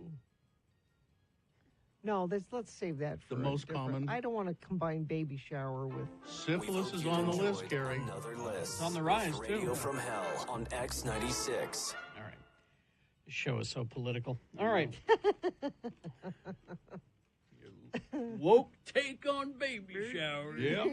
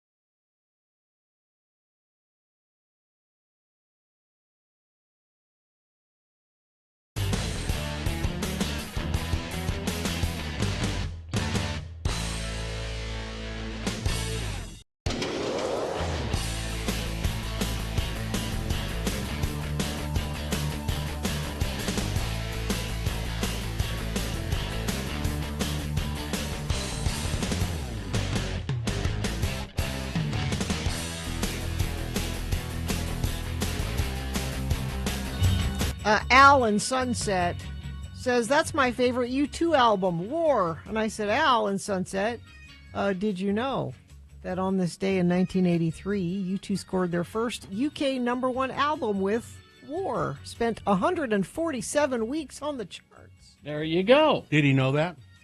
Al in Sunset? Yeah. He does now. Mm-hmm. All right. 9:09. I bet it's time for the boner recap. It is time for the boner recap. That's a contest, you know. Yes. Where someone is a contestant and contests with us about, for a prize of some sort. Uh-huh. So do we have a prize? X96 welcomes Counting Crows August 21st to Utah First Credit Union Amphitheater. You can find tickets and more information at x96.com. All right, now we just need someone to contest. Roe is here. Roe, is it? Yes. Roe. Hello? Yeah, that's me. Hi. Hi, how are you today? Doing well. How are y'all? Fine, just fine. Roe, is that short for something? Is that, Yeah, it is. do you care? Short do you, for Renika. For what? Renika. Renika. What sort of name is Renika? It's kind of nice. Oh, it's a mix between my mom and my dad's name. Oh, okay. Put it together for me. Ronald and Monica. Ronika. Okay. Well, that's very nice. Ro, you could win Counting Crows tickets here. Pretty simple to do. Excellent. Yeah, it is. No kidding. All we have. Said it. You said a mouthful there, Ro. Well, listen. I will read the three candidates that we presented earlier. You tell me which one of the three was the victor in the boner game, and you'll win those tickets. Did you hear them earlier? No, I had to cheat. That's all right. We encourage cheating. We allow that. That's fine. All right, here we go, Ro. Boner candidate number one, vile and racist. That was the story of the Republican-run media account online for the National Republican Congressional Committee when they delivered a response to a Democrat's Spanish-language rebuttal to President Trump's speech. He gave this speech in Spanish, and the National Republican Congressional Committee said he's an illegal immigrant. Leave it to the Democrats to have an illegal immigrant do. Well, this guy, Adriano Espiat, he and his family came to the United States from the Dominican Republic 60 years ago. They quickly they were undocumented for a brief time and then got their green cards. And he's been a U.S. citizen for more than 40 years. Hardly an illegal immigrant. Boner candidate number two, no more help from the National Weather Service in times of disaster. That's because the Trump administration is canceling a training program that prepares meteorologists to forecast during disasters, which they do on a volunteer basis, apparently. Oh, I didn't know that. Yeah, they work for the National Weather Service, but when something comes up, they say, hey, we got any volunteers to go out in the field and help people do that? And they train for it, but other than that, so the Trump administration cut off all travel tickets so that they couldn't go to their training. And then boner candidate number three, you are neither respected nor welcome at this Idaho school. It's in Boise, Idaho, the Lewis and Clark Middle School, and they made Mrs. or Miss Inama, the teacher, take down a sign she had in her classroom that said, everyone in this room is welcome, important, accepted, respected, encouraged, valued, and equal. Everyone is welcome here. The school district said that violates our neutrality our neutrality position. Take those signs down. No one is welcome here? Apparently not. Apparently not. No one is equal there? Nope. That's a bad Nope. thing. Why would you say that? Yeah. So there you go. Those were the three candidates. Who was the winner? Gonna have to be number three. It was in fact number three, Ro. Very well done. You're going to go see Counting Crows. I hope you enjoy that. Excellent. We will. Okay. All right. Say thank you. Thank you so much. You're welcome. Hang on. Hang on. You got to get the tickets. All my, right. My niece's name is Rowan, and we call her Ro. Rowan. Rowan? Rowan. R-O-W-A-N? Oh, okay. Let's take a break. We'll be back after these messages with some big boy news and opinioendo. Stand by for that. Need some geek news? Carrie brings you up to date twice a week on the Radio from Hell podcast. Just go to 96.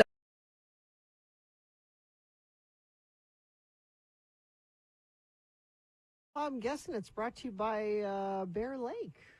The whole lake? Oh, the entire lake. Yeah. I guess so. All right, so here we go.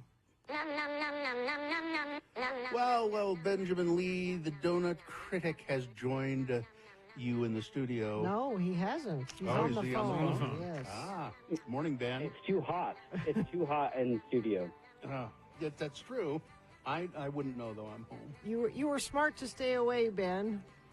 Where are you? The ice cream I was going to bring in was going to melt, and it was going to be more of a cream soup than ice cream. So, Where were you going to bring us ice cream from? There's a couple good shops. So Brooker's is one of my favorites. Rockwell is one of my favorites.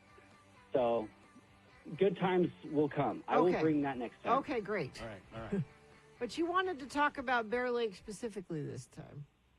Yeah, so it's still hot here. Everything in the valley, and obviously you're experiencing the heat in the building. And so everybody is trying to retreat them to the mountains or to Bear Lake. And so I wanted to hand out some new recommendations. We talked about Bear Lake a little bit last year when I went on my little vacation. And I want to talk about some places that you can go that are a little bit off the beaten path, let's say. Okay. So I do want to recap, though.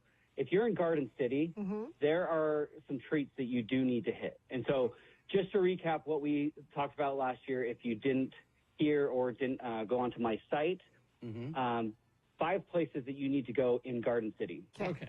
It's going to be pretty busy because Raspberry Days is coming in a few weeks. But if you're hitting up Crepes and Coffee, that's going to be an awesome place for you to What do they sit down have and there, relax. Ben? What do they have there at Grapes and Coffee? So they have sweet and savory crepes, obviously, and then great coffee and drinks. It's an outdoor patio seating. It's really one of those fun times, especially in the mornings or as kind of like it gets cooler in the evenings. Okay. And then the next is Ruka's, and she does the poffertjes, so like little pancakes, kind of little jam filled. Yeah. She also does some cream. Those are so good. You need to hit up LeBeau's. This is not going to be a new one. Everyone goes to LeBeau's. It's the classic, but I feel like a LeBeau shake is a necessary item every trip. A new addition has been Burger Barn. So Burger Barn, really good with their burgers, and it was one of the best raspberry shakes I've had. So that's definitely a place. And then Zips. Zips is the king of fried foods. They listening. just do everything. Everything's fried food. Not everything. They do burgers and some hot dogs and other things on the side, but their fried foods are chicken. They do fried Oreos. They do fried beans, fried raviolis, a lot of other different things. So Okay, all right. I'd try that. Yeah. But the biggest thing and why I'm talking about off the beaten path is because the beaches aren't very good this year with the water so high, and so it's really hard to find a really good sandy beach. So people are going to the north side. I don't know. Have you guys been to the north side of the beach? Sure. Yes. It's definitely like the more sprawling, sandy beaches that you are looking for when you go on vacation, especially playing in the water. And there are some places up there on it's obviously the Idaho side. So, we're in Utah talking about Idaho, but it's all in the same place. Yes. All right. What are some places there? So my first stop is in Montpelier. So it's about 30 minutes north of Garden City, but it's right there by the North Shore, and it's called the Ranch Hand Trail Stop. Oh. And the coolest thing there is this stack of pancakes that is the size of a cake, and it's only $11. Oh, really? Oh. Okay. And if you finish it, it's for free. So it is designed for one person. It's dare food. Yeah. Yes, it's designed for one person, but as like an eating challenge. But this diner is just so fun. Think of Dumb and Dumber's diner when he throws the salt shaker. That's the type of diner that you're going into. I did not throw the salt shaker last time, and I recommend that you don't do it this time. But it is such a cool diner. 9:19, time for Big Boy News and Opinioendo, brought to you by... Why spend stupid ticket prices for concerts when you can experience great live music for less at Salt Lake's coolest, most intimate venues? Don't miss Blood on the Tracks, a Bob Dylan tribute show, Saturday, March 29th at the State Room. Get tickets at thestateroompresents.com. It's been 6 years since Natasha Romanoff went over a cliff. Mm-hmm. And Scarlett Johansson is still begging for fans to just let it go. Natasha is dead. She is dead. She's dead, okay? The actress said during a recent conversation with InStyle. But no matter how many times she says it, she knows that hardcore fans are still trading theories and making guesses about We don't see a body. how Marvel's Black Widow could have survived her on-screen death. They just don't want to believe it. We did see a body. Oh, you did? Yes. Okay. They're like, but she could come back. Well, of course. As for naysayers who speculate that Natasha may still be alive or could somehow return to the franchise, Johansson shared 3 words: let it go. Let me help you. I think she doesn't want to come back. In the case of one character, all comic book characters should stay dead, because I used the Phil Coulson example. Because when he died in Avengers, that was pretty impactful. But then they brought him back, and it was just like, So they should never do that lost again. the impact. Now, Yeah. however, I think you should recast Black Panther. I know that's heresy, but Oh. he's too important of a character, T'Challa, too important of a character in the Marvel Universe to stay away. Because they didn't say he died. They just haven't No, they used did. him. Oh, they did? Yeah, in Wakanda Forever, Oh. they let it be known he died.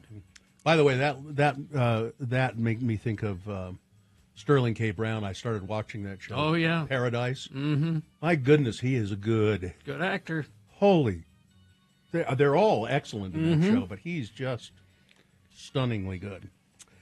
James Cameron's wife had an intense emotional reaction to Avatar: Fire and Ash, the upcoming 3rd installment of the sci-fi franchise. Speaking with Empire, the filmmaker revealed that his wife of 25 years, Susie Amos Cameron, bawled for 4 hours after she watched a version of the film late last year. She did not bawl for 4 hours. Maybe she did because it was so bad. She watched the film. My wife watched the whole thing from end to end. She kept herself away from it, and I wasn't showing her bits and pieces as we went along. And she bawled for 4 hours after she saw it. So much so that Cameron never did quite receive any type of feedback from her. She kept trying to get her S back together so she could tell me some specific things, and then she would just tear up and start crying again. I don't believe a Finally, word of this. I'm like, honey, I got to go to bed. Sorry, we'll talk about this some other time. In a trailer for season 4 of Hacks, which returns April 10th, Gene Smart's alter ego mutters sarcastically, "Well, aren't you a big, brave girl?" Now that her former writer, Hannah Einbinder, is running Deborah's new late-night talk show. But the days of hugs and kisses are gone. The two are at each other's throats, with Deborah watching Ava hit the ground in a failed trust fall. What? And the two are going mano a mano in race cars, apparently. They're on a racetrack together. The 10-episode season of the Emmy-winning comedy debuts with 2 episodes and then 1 a week for the next 4 weeks. Love that show. Yeah, there is a trailer available now. Ben Stiller says that he asked Barack Obama to narrate a pivotal video for the hit Apple TV show, only for Obama to decline the offer in an email. Stiller had hoped to cast the former president as the voice of the anthropomorphic Lumen office building in the Lumen is Listening propaganda video featured in the season 2 premiere.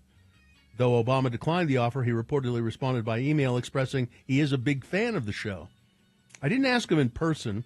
I knew someone that knew his lawyer, and his lawyer said, I can relay the request if you write an email. So I wrote an email to him, and like 2 days later, I get an email back from President Barack Obama saying, "Hey, Ben, big fan of the show, love season 1, can't wait for season 2.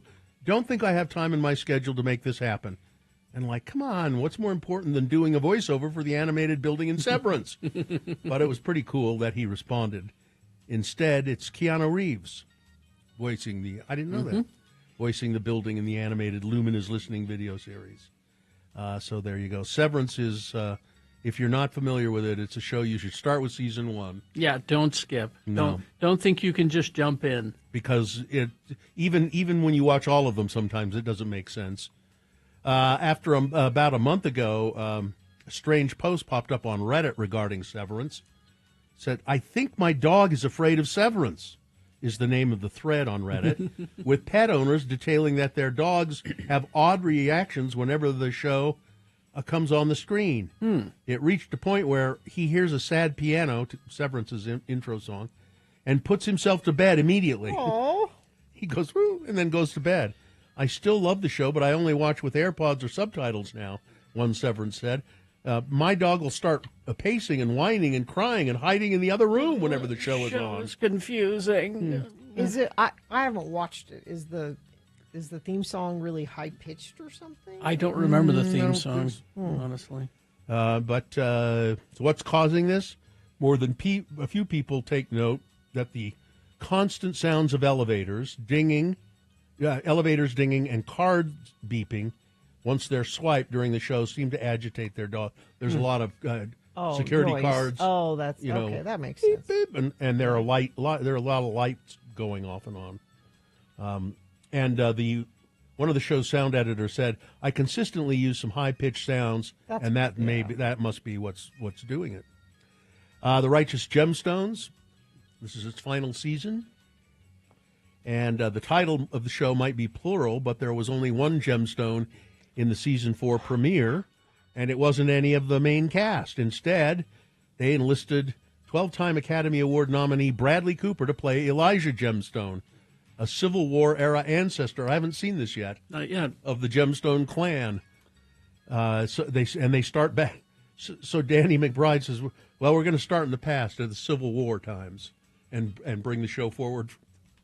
He's nuts, and the show is really crazy. It's have you ever seen any of them, Gina? I have not. It's I don't think it's for everyone because it's pretty.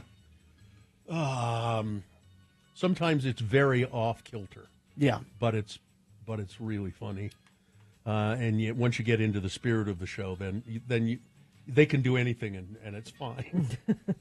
Let's see if there's anything else here. I have the happiest cities in America.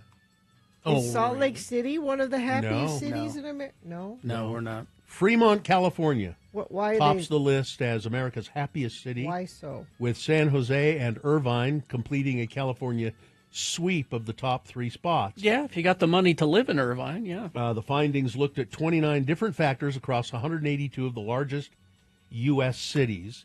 Research shows that having more money only increases your happiness. Yeah. Until you're making. That's what this goes down to? Until you're making about $75,000 per year, anything more you earn likely won't have an impact. This is according to a Wallet Hub analysis. So, therefore, when deciding where to live to maximize your happiness, you'll want to pick a city that offers more than just a decent average income. The ideal city provides conditions that foster good mental health, good physical health, reasonable work hours, short commutes, good weather, and caring neighbors. What's Fremont got that other cities don't? Well, money helps. 80% of the households there make over $75,000 a year. That's more than anywhere else in the study. Past that magic number, extra cash doesn't seem to make people much happier. So most Fremont folks have hit the financial sweet spot, but there's more to it than paychecks. People in Fremont say they're more satisfied with life than residents of any other city. They have the 5th lowest depression rate in America. They live longer than most people in other cities. It's getting to the point where they're thinking of changing the name of the town to Fremont. Fremont? So it's let's see. There is a list here of the overall happiest cities. The top 10 are Fremont, California. Fremont. San Jose, California. Irvine, California. Number 4 is Sioux Falls, South Dakota. Really? Number 5, Overland Park, Kansas. So it's because a friend of the program is on the town council there. Yes. Lincoln, Nebraska, number 6. Madison, Wisconsin, number 7. I've heard Madison is a really pretty cool place. Scottsdale, Arizona, number 8.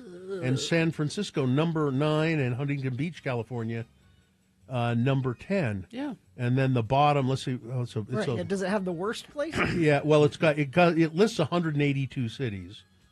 The very bottom one is Cleveland, Ohio. Yeah. I'm trying to see if Salt Lake falls anywhere in this list. Don't see it. The $75,000 theory. Yeah. According to Ed Brass, under that theory, Trump crashing the economy is going to make a whole lot of people happy. Yeah. Yeah, no, I don't see Salt Lake anywhere on this Not list. happy or sad? No, Missoula is number 56. Ugh. I like Missoula. It's very... Boise, Idaho is number 51. Boise. They're going to Boise. change their name to Boise. From Vermont to Boise. Direct flights. Rancho Cucamonga. It's just funny to say. That's why they're happy there. Yeah, Salt Lake is nowhere on the list. Happy or sad. It's just because we're just kind of meh.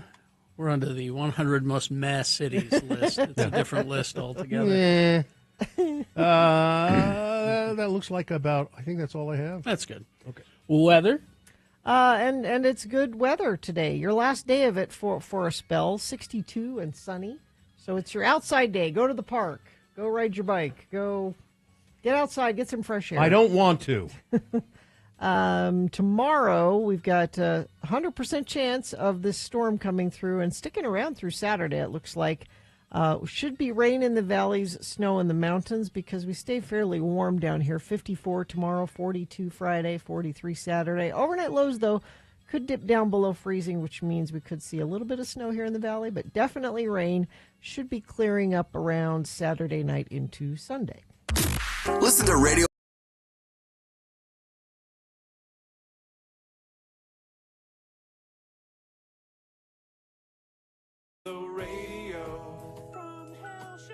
These are things that are bugging the hell out of you, and you can't stand it anymore. So you put it down in an email, and you send it to us at radiofromhell@x96.com. You put must go in the subject line, and if we read your thing that must go or things that must go, it might make you feel better, and maybe even these things will disappear from your life. Gina, would you like to begin? Sure. When you have a golden retriever or similar dog, and even after you wash your clothes and you pull them out of the dryer, they are still covered in dog hair. Like, I know these are clean. I just pulled them out of the wash. Yep. It's everywhere. Let's see. This from Kevin. Things that must go. Gina advertising for living spaces and not even uttering living spaces. Listen, I agree. I will fix that, Kevin. I used my brother's name for that email, by the way. Snuck it in. Side note, am I the only one that when I hear Gina say, is that a crack in your sidewalk? And then I think, or are you just happy to see me? Am I the only one? Hey.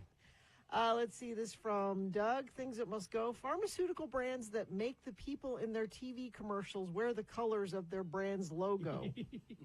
People don't coordinate their outfits, so they wear all bright yellow or aquamarine in the real world. Well, it works, though. It's a commercial. It's not supposed to be the real world. Finally, this from Timbo. Wobbly tables at restaurants must go. It seems I frequently sit at a table that's uneven. I have to keep my foot on the leg of the table, otherwise it wobbles when anyone puts pressure on that side of the table. I carry a bag of matchbooks just for that.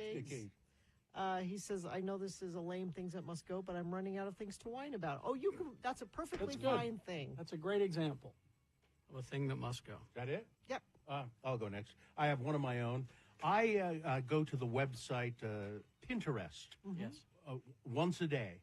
I use it specifically for one thing, to find old, weird advertisements. And but Pinterest sends me emails all the time. And in the subject of the email, they always do say things like this: Bill, these ideas are so you. Or, Bill, you have such a good eye. Don't patronize me, Pinterest. I don't really care for your website. I use you for one thing only. Let's see. This one says, good morning, Bill, Carrie, Gina, and Katie for short. Here's something that must go. Drivers hogging the left lane on our freeways. News alert. That's the passing lane. Yeah. If you're not passing someone, then you shouldn't be there. Yeah. If a car comes up behind you, please move over and let them pass. Blocking that lane can cause road rage. I think this emailer is the one who gets road raged about it, which puts everyone's life at risk, including your own. And that's a threat.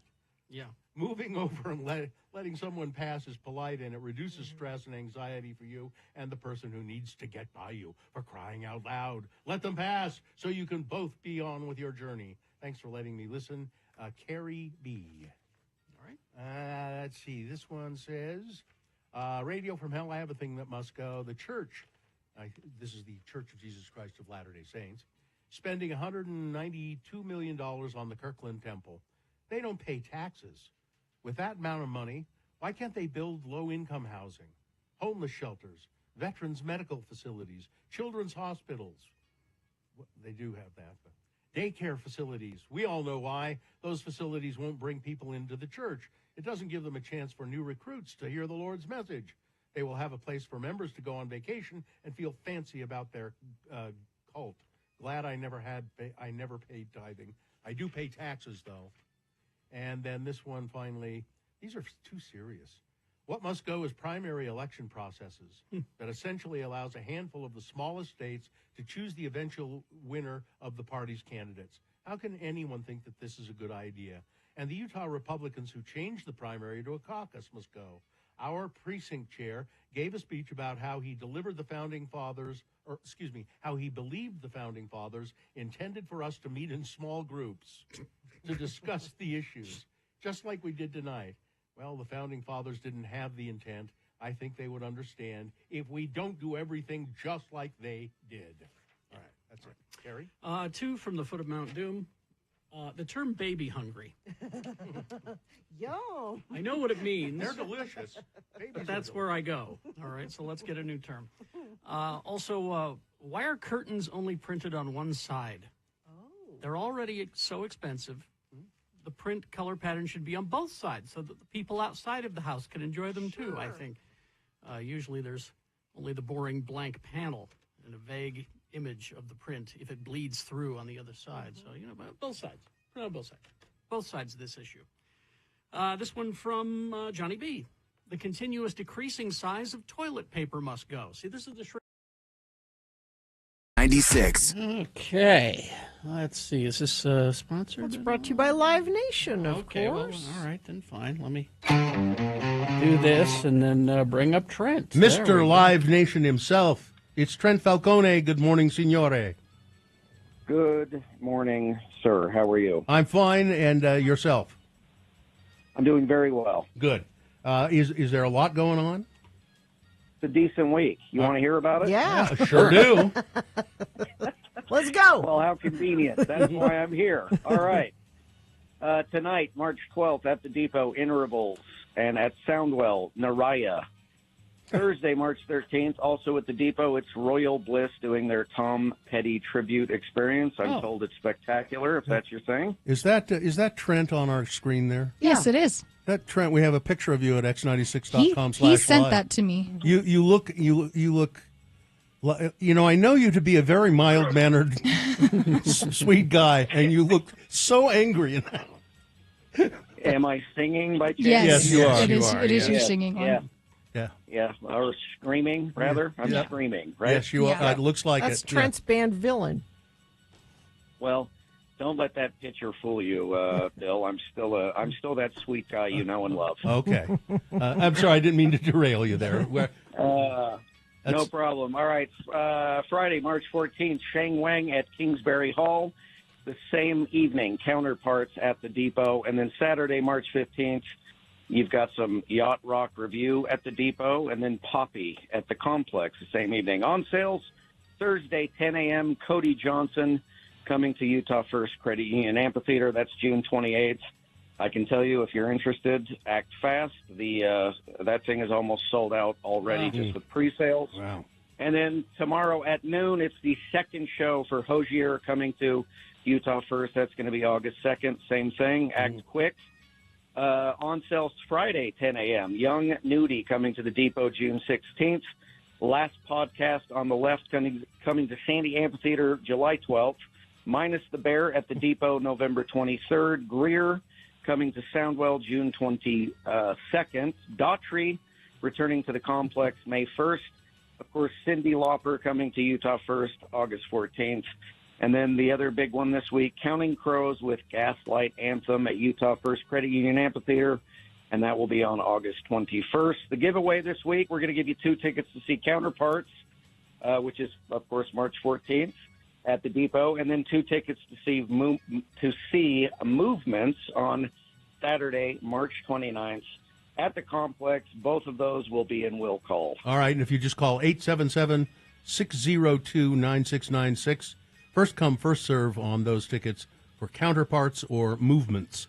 All right, Mr. Falcone, thank you very much. Always a pleasure. See you next week. All right. Thank you. Bye-bye. All right. What else we got?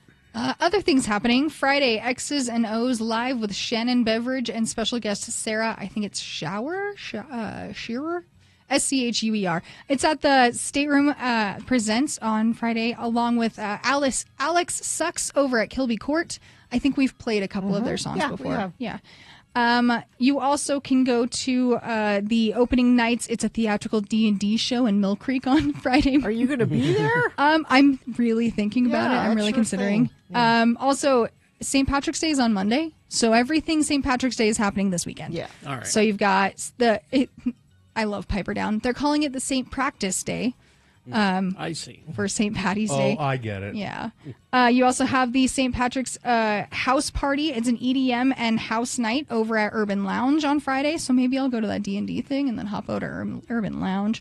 Also, the Jazz play the Toronto Raptors at the Delta Center on Friday. Saturday, you have Utah Blues. It's the Utah Blues Society is presenting Sue Foley over at the Stateroom. And I am going to be at Level Up at the Complex. If anybody's going to be there, come say hi to me. She's a wonderful EDM artist that I enjoy. Other things on Saturday, you have the 2025 Lucky 13 Half Marathon. It's the 10K to 5K over at Gardner Village. I don't know if it's going to be going on the side of the road and things, so be careful and look into that. Shane Gillis is going to be at the Delta Center, and I enjoy him. The official Lucky St. Patrick's Day bar crawl is happening Saturday night. You have to get a passport for that, so you have to get tickets. Utah Royals are playing the Bay Football Club over at the American First Fields on Saturday as well. The Gallivan Light Centers the lights and the ice rink are still open. The Black History Month pop-up is still going on at the Leonardo. These are this weekend is the last 2 weekends, or the last weekend for that. So that ends on the 15th. You can do Princess Tea over at the Grand America Hotel if you want to dress up as a princess. They do. Also, the St. Patrick's Day celebration is happening at Little America all weekend long. So you can check that out. And then the Winters Farmers Market still going on at the Gateway in the mornings on Saturdays. And everything is up on our website with links to access to all of it. All right. Thanks, you guys. Thank you very much. Katie. All right, so we will take a break, play a song, Crawl Towards the Exits, coming up after these.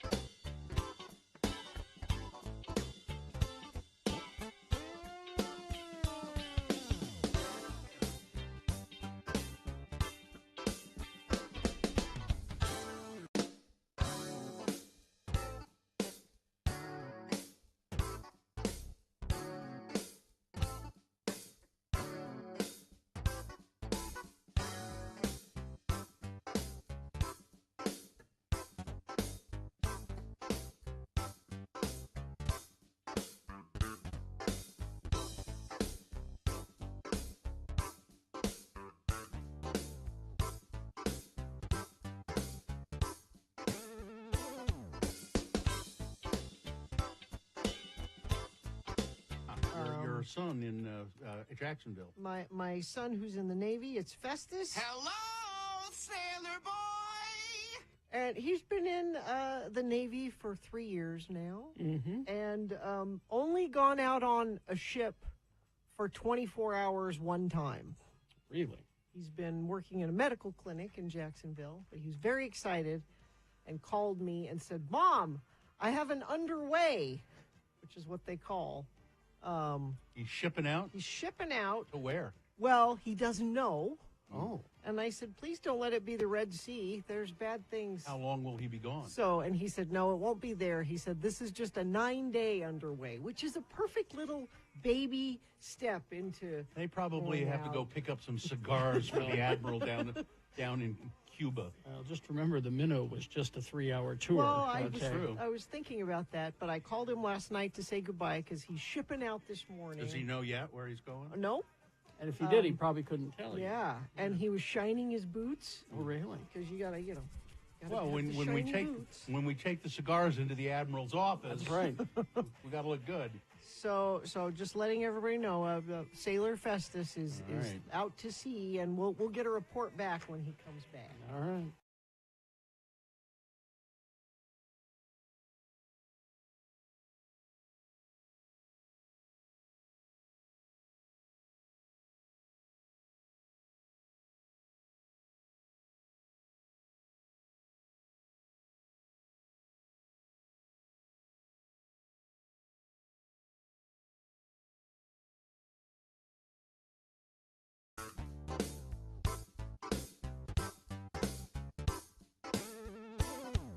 You have a list, I understand, Gina. I do. A list? It's Radio from Hell with another list, because people love a good list. X96. It's 15 clever phrases that instantly humble an arrogant person you're having a conversation with. Oh. Okay. Let's see how many of them would work on me. Bless your heart. That's yours. Are you done yet? Yeah, try that. And my response to that would be, no, I'm not. Funny, I don't remember asking your opinion about that. Well, you need it. These are the responses an arrogant person would give. Okay. You're coming up with those really quickly, too. Yep. And that's relevant to me how? If you don't know, you need it more than ever. You get that makes you sound like a jerk, right? I don't care. I think you could have done better with that. That was kind of weak, yeah. Honestly, do you even hear yourself? I don't have anything for that. Could you dial back the ego to like a 5? Well, bless your heart. I'd be impressed if it wasn't so obvious that you're full of it. Full of what? Knowledge? Is that what you're against? I'll be sure to let you know when I'm interested in what you're saying. Or when you understand it. So what else do you have going for you? Good looks. Well. Hey! Weird flex, but okay. Weird what? Weird flex, but okay. I like that one. Oh. You do realize nobody's perfect, right? Well, yeah, of course. Okay, I've got places to be. Well, then be off with you. And finally is not verbal. It's just an eye raise. An eyebrow raise. Okay. You just go. None of those worked on Bill, though. I don't. Yeah. He had a comeback for just Most of about them. all of them. You know why? I've heard most of them. You get that makes you sound like a jerk, right? I've heard that. I like that one. Yep, I've heard that. Or I've had other people tell me, that makes Bill sound like a jerk when he says that. Yes, I do. Yes, and he probably does too. Well, you know what I say. What's that? Brett in the chat room beat me to it. Oh, buddy's nerfect. Oh, God. No? No. We hope you'd enjoyed another list with Radio from Hell on X96.